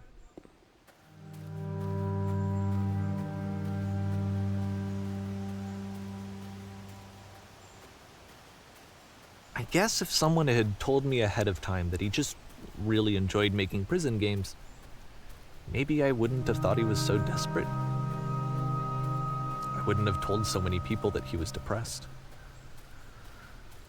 Maybe he just likes making prisons.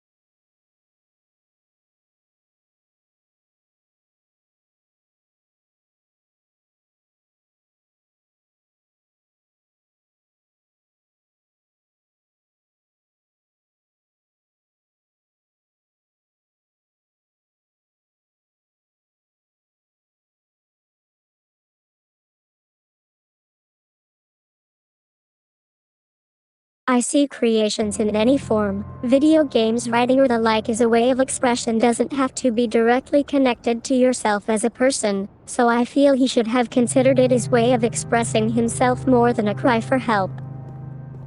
Even now, the disease is telling me to stop.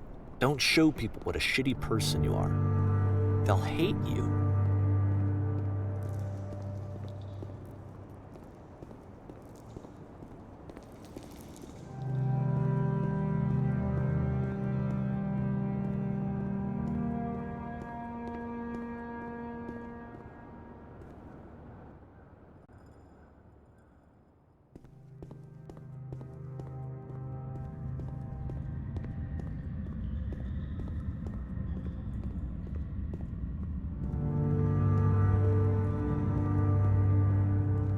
If I knew that my life depended on finding something to be driven by other than validation, what would that even be?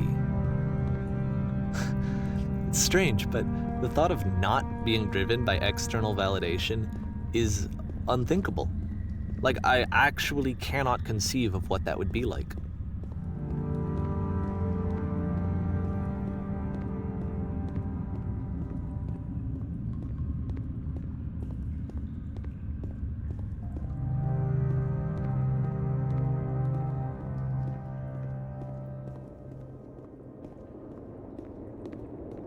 What now?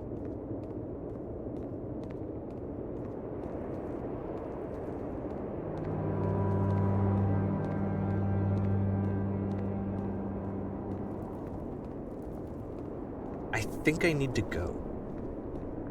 And I'm sorry, because I know that I said that I would be here and I would walk you through this, but I'm starting to feel like I have a lot of work to do. I have a lot that I need to make up for, and so I'm just gonna... Okay.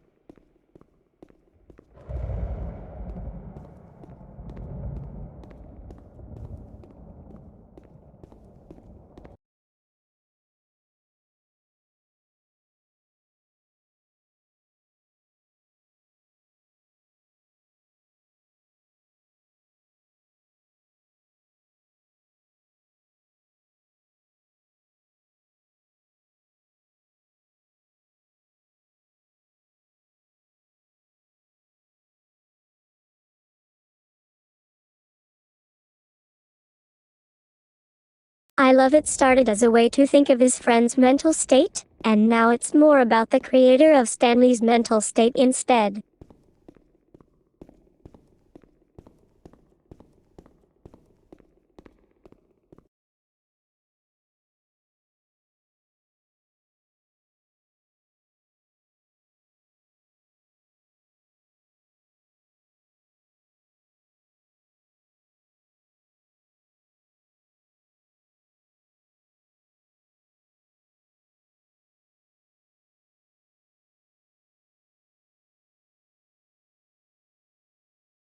How he is feeling after everything that went down. I still find it very odd he would publish someone else's work without permission though.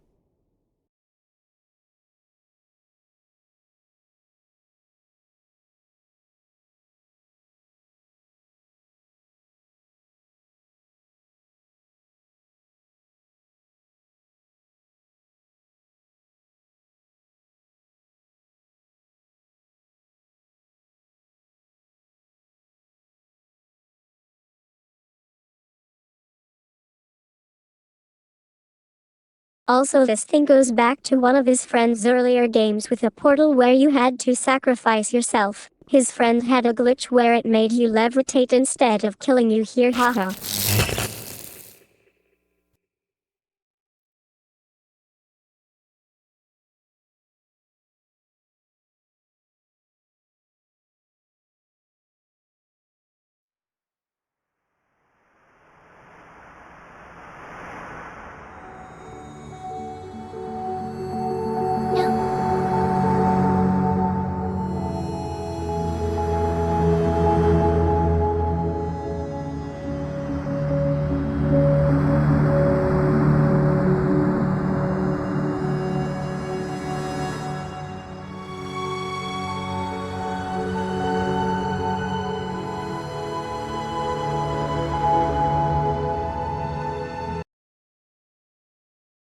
The scale is so cool.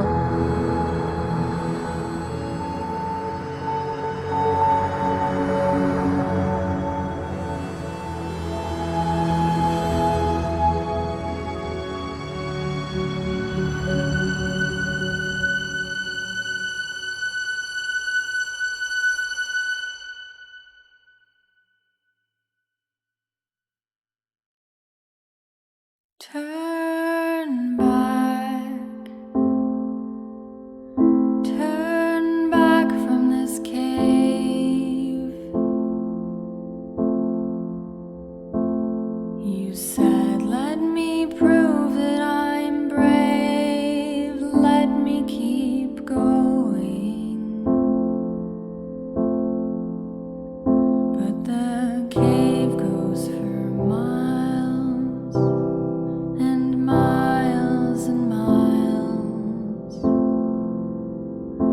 and you're so tired,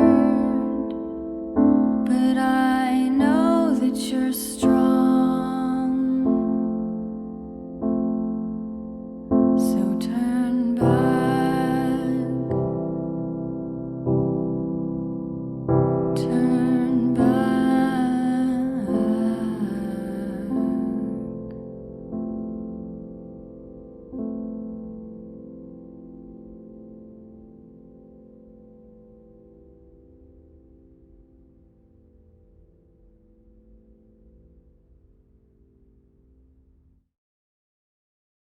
Yeah.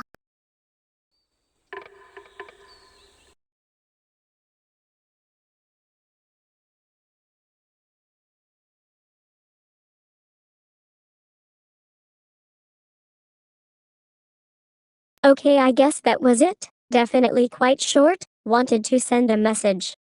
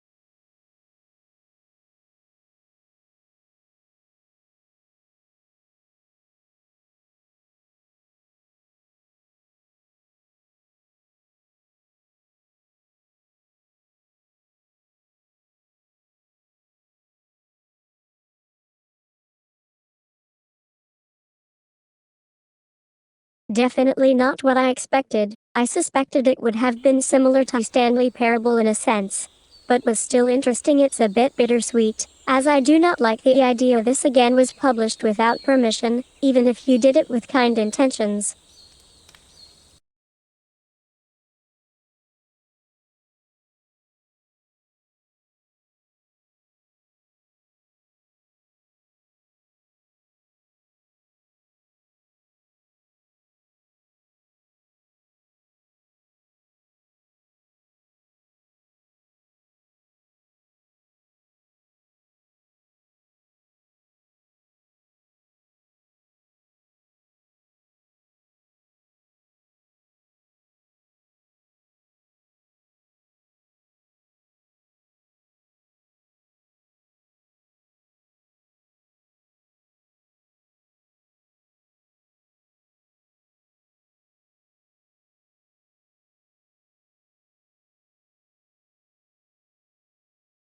But yeah, I think I will call the stream here for today. Was fun nonetheless. Might do Stanley Parable and see some of the new stuff sometime. I think that could probably be fun.